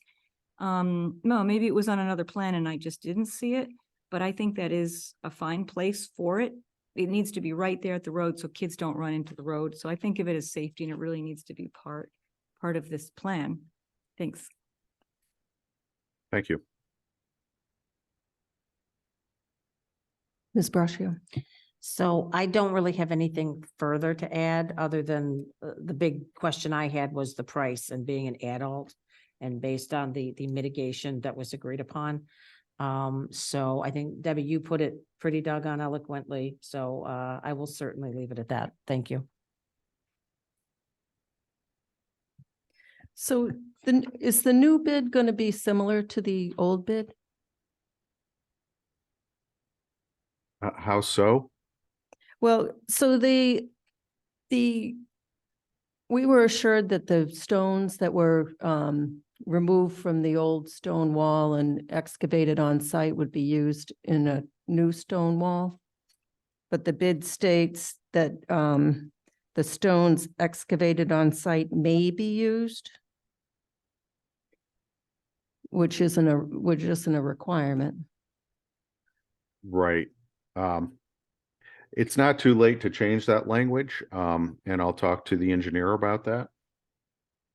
And my other question was, what was being mitigated was an old farmer's wall, and the wall on the bid has mortar, which those old farm walls did not.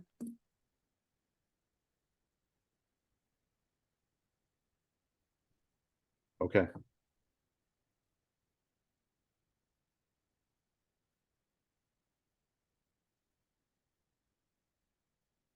Yeah, and those were, I just, we've been talking about this plan forever, and I know you weren't here then, Bill, and I'm sorry you have to get dragged into this, but, this plan was supposed to have the mitigation for the trees and the stone walls that were removed, and somehow we had all native trees, and now I don't know how those cultivars all of a sudden showed up there. And, I know I sound persnickety, but those trees with variegated leaves do not support the insect population in the food web, because they're made to be pretty for humans, not for insects. So I have an issue with that. So I don't think the trees have been mitigated, and the stone wall is an adult. And we were assured it would be part of the park to mitigate what was taken. It's just very frustrating. And it seems like our comments from the last meeting weren't taken into account.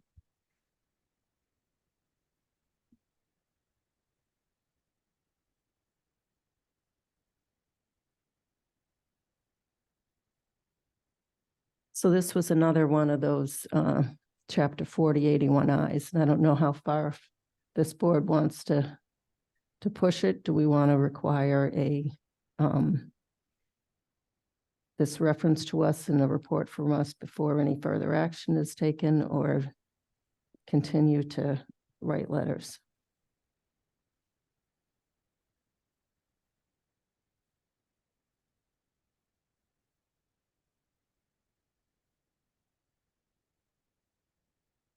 Ms. Braccio.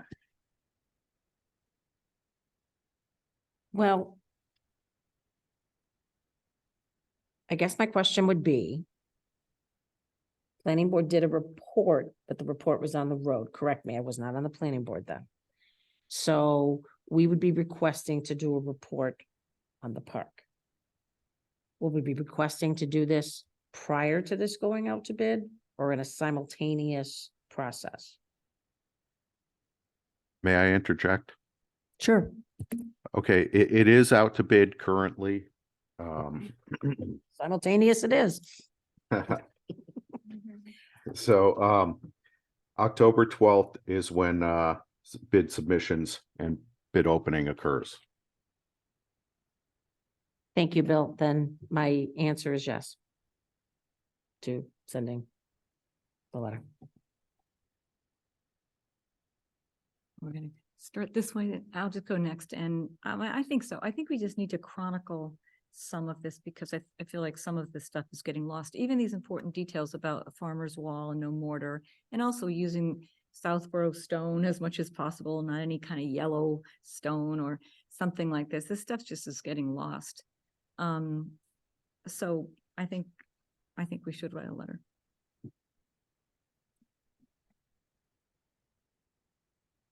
So I agree. I think our challenge now is that an RFP's already been issued, proposals are coming in. What's the what are we, in our letter, it's a report. Does it open up and request the select board renegotiate the criteria? Because at least what I'm understanding is this plan that's before us with the cultivars, with this optional stone wall, is what went out for the RFP. Is that right, Bill? The plan set you are looking at is what went out, yes. Yep. Could I offer an alternative? Why don't we've had comments on this tonight. I think the points that we would probably make in a report have been made. Why don't we just send a report? We'll call it a report, call it a letter, but once again, put the planning board's position out there once again in writing. When did this go out to bid, Bill? Want to say the 28th off the top of my head? Yes, 28th. And we received it on the 26th? That's And my that went out- understanding. We received it on the 26th too. We got it as to you as soon as we got it, yes.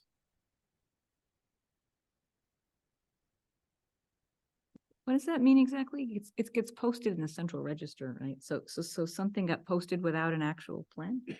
Or did I not understand? They got the plan on the 26th, it went out to bid on the 28th. Oh, okay.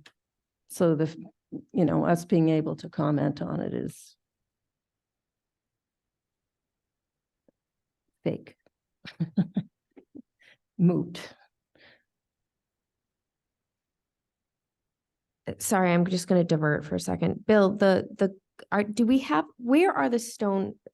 have stones on site that will build 100-foot stone wall, to your knowledge?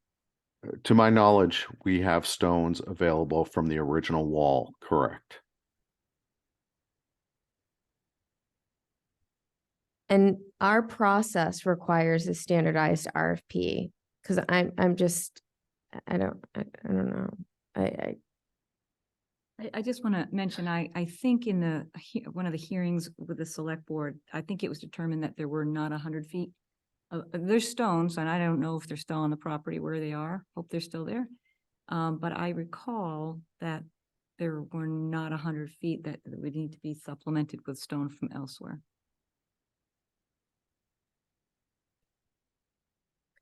So I'm in agreement with Lisa. I think we compile our thoughts tonight.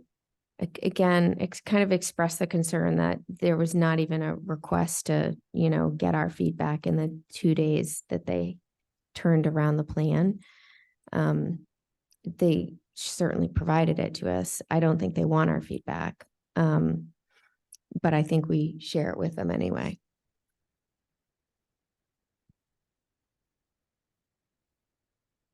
Very good. Thank you, Bill.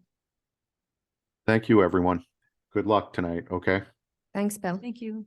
Okay, have a good night. We currently have 6 attendees.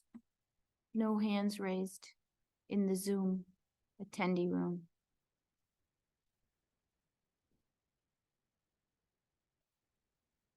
Anybody here have comment on the park?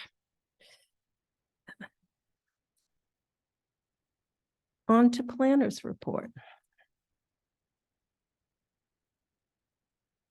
So just to clarify, we want to submit that letter that Mimi drafted about requesting the review, or just going to be a letter with the comments? Letter with our comments and trying to find out how has this been mitigated as assured on 5/2/2023. Okay. Do you all have comments you can send me? Or- Sure. Okay, then we'll put that together.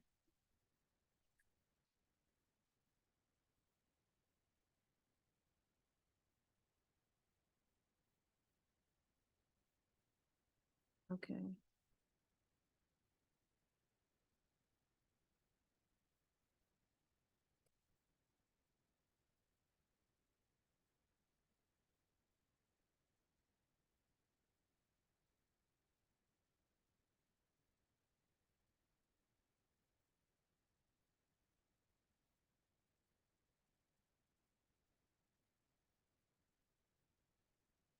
Planners report, remaining? Yay. Okay. Get that done. Sure I didn't miss anything.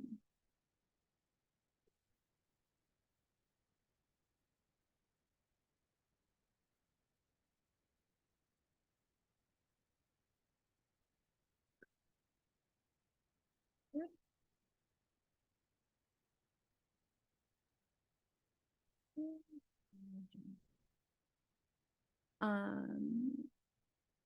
Zoning map, working on it, getting closer. The ARPA funds that were proposed, I just want to give you a quick update that if I haven't already. Mass Audubon didn't have the staffing to provide a proposal to update the deed research database. So I'm going to reach out and see if we can find some other consultants. So if you have any ideas on that, just pop me an email. I spoke to Freddie Gillespie, Chair of the Open Space Preservation Commission. Also asked her if she had any consultants that she would recommend us reaching out to. The Mass Audubon did provide me with one name potentially, and I'll check who the attorney was who did the work at the time, because they may still be interested as well, because I think a lot of the work was by the attorney. The tough work was the digging on the deeds and all that. So, albeit these are newer from 2015 forward, and there aren't that many. So we'll see where that pans out. So still working on that. We spoke about 21 Highland Street already. We had on here a topic about defining the steps in the permitting process for the proposed 40Bs, meaning the ones that are eventually coming, hopefully 120 Turnpike and 250 Turnpike, and then also the residents at Park Central. And we had reached out to town council to see if, and to the zoning board chair to kind of coordinate a meeting with the planning board. The turnaround time for the Park Central 40B is pretty quick, so they were already posted and published and on the agenda for October 11th with the ZBA. So in speaking with town council, he recommended that because time is short and, you know, they're extremely busy, that perhaps he could have a meeting with just the chair, Mimi, the planning board chair, and the ZBA chair, David Williams, and me, and also Casey Burlingame, the building commissioner, wanted to be involved as well. And then we wouldn't need to, it would be more of an internal discussion to get some of the questions out about the actual, you know, the process, these questions about what does the subdivision mean? Where can that go with the roadway? What about the frontage for 120? Just generally also the permitting process itself. And there won't be any conflicts there because it's not a quorum, and Mimi will be able to vet some general questions that she knows the planning board's been asking all along, just about the process. How soon, Karina, is he willing to make himself available to He start already that? committed to Wednesday at He did. 1:30 with a Zoom meeting. Okay. And Mimi and I are on board, and he's on board, so we're just waiting for David Williams. And worst case is if David can't be there himself because he works during the day, you know, Mimi and I can meet and the building commissioner can be there, and at least we can get some questions asked. Great, thank you. I'd still like to have a joint meeting with the CPA. And so we can't discuss Park Central because it's already before them, but 120 and 250 aren't, and there are all these, you know, permitting questions on those two projects. So I would still like to push for that. But I guess he's busy until after the holiday, which is, you know, next weekend, but. 9th. He had also provided the ZBA with a similar workshop in the past, which he said, you know, it typically is a 2-hour window to have that. So we would have to block that kind of time. And I asked if he had somebody else on staff that could, sit in for him. And he says they have other attorneys who are capable there, but since he's going to be working closely with the ZBA on this, he wanted to be the one since he's working with Southborough, to provide that input as he's closer to the process. So is he thinking he has to do the whole 40B workshop? I was thinking we have specific questions on these two projects. I think either way it's not as critical as, I think there's a concern that if he has a question session now with complete boards attending, with the 40B application already submitted for Park Central, that there is potential for seeping into areas you can't discuss. And if it's more on a one-to-one basis, we can get information and get some clarification on these questions, but, and it's not so much with 120 and 250 because they haven't applied yet. But there's just a concern with that kind of, overlap and inappropriate discussion with full boards when there's an application in place. That was my impression. Right. Well, I think we're disciplined enough not to discuss Park Central, and we realize that that's, Right, plus he would be a mediator, so to speak, that if someone started to venture, he could say, sorry, you can't. Yeah, talk yeah. that way." So I can pursue with him a meeting, even if the Park Central project already started, the general questions of a 40B and state law and what's allowed and what isn't is still valid into that for just future.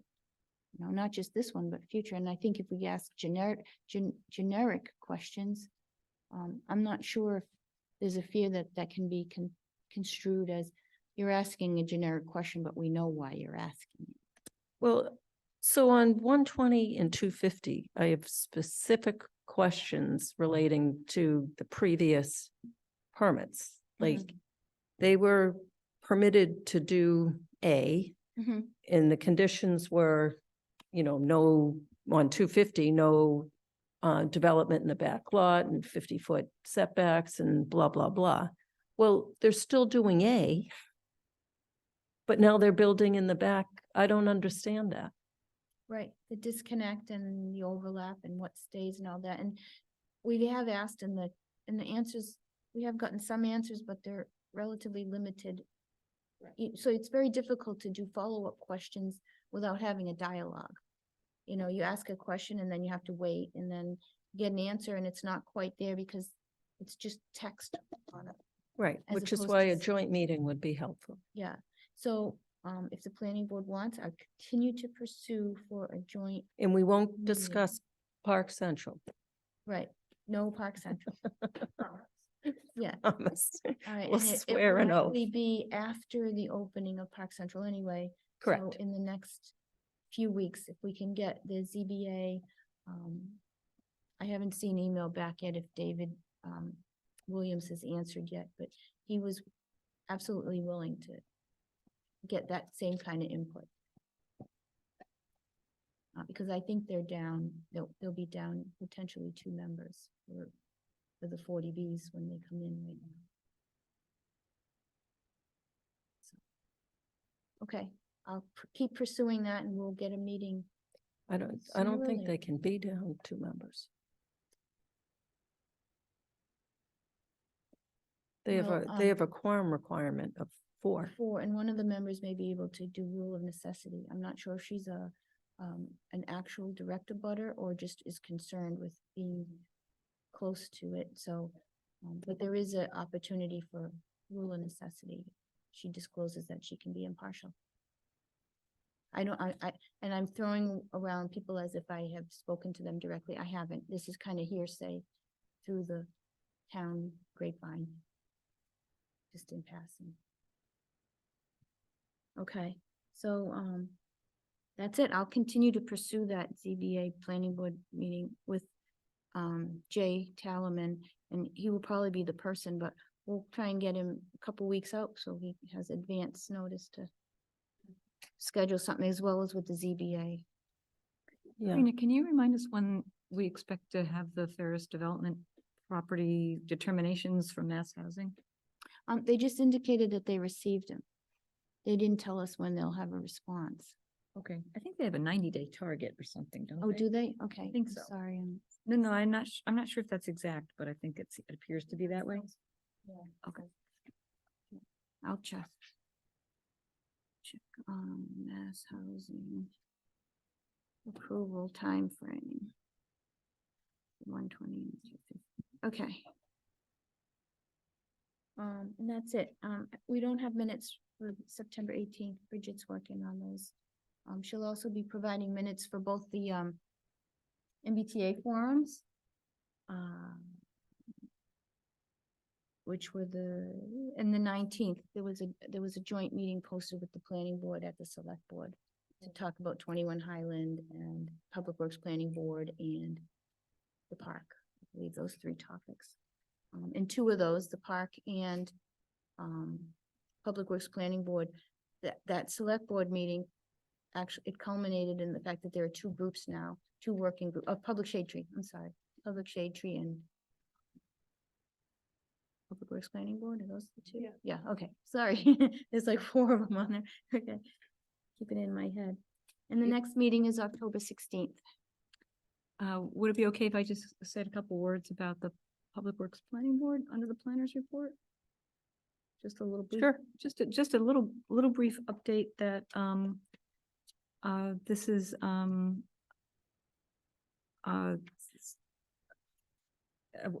potential warrant article, let's say, for the, spring, town meeting. Sam and I met together with Tim Litt, who's here tonight, and had a nice productive conversation. There's been I'd call it a lively email exchange over the past couple of weeks and lots of information shared in public Google Drive and presentations. And Mr. Litt is well underway with creating the amendment to the 1991 legislative acts, as well as creating the warrant article and the potential wording to create a bylaw committee so that the newly formed committee, which they're calling the Public Works Advisory Committee, would be under local control. So I just wanted to let the committee know that Mr. Litt has put together a series of documents, including a nice timeline of when we would be seeking input from the stakeholders, including the planning board, and wanted to also ask the planning board if it could be put onto the agenda for next time, so we stay on schedule, which I guess would be the 16th. And he's prepared a presentation, and perhaps he'd be willing to give a short presentation at that time. Yeah, just to say that it's going along very well. Little interruption because I had a long weekend off, but hope that we're back on track today. Thank you very much, Debbie and Tim. Working together is just so fabulous. And if I may, Madam Chair, ask Mr. Litt if he has anything to add, if I got that correct, or if he would change anything.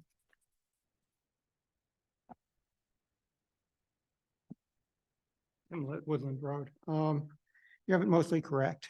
So I'll give you sort of the really short form of where things are.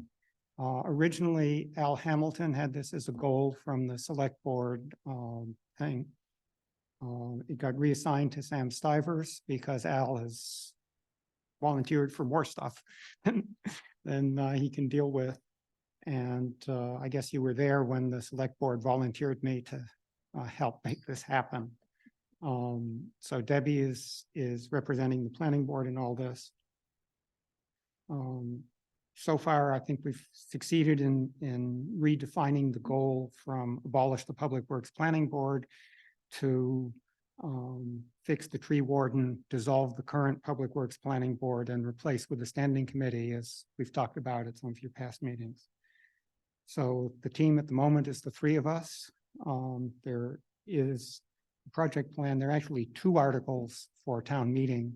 There's one that's required in order to get the home rule petition authorized and eventually filed. And there's a second one to create the bylaw committee.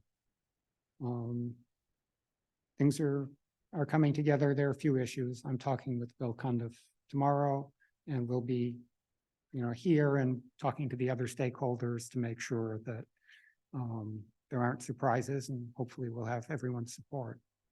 So that's where I think we are. Thank you, Tim. Sure.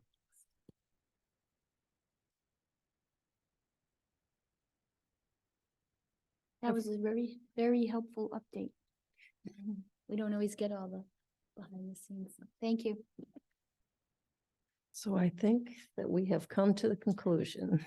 I make a motion to adjourn the planning board meeting for October 2nd.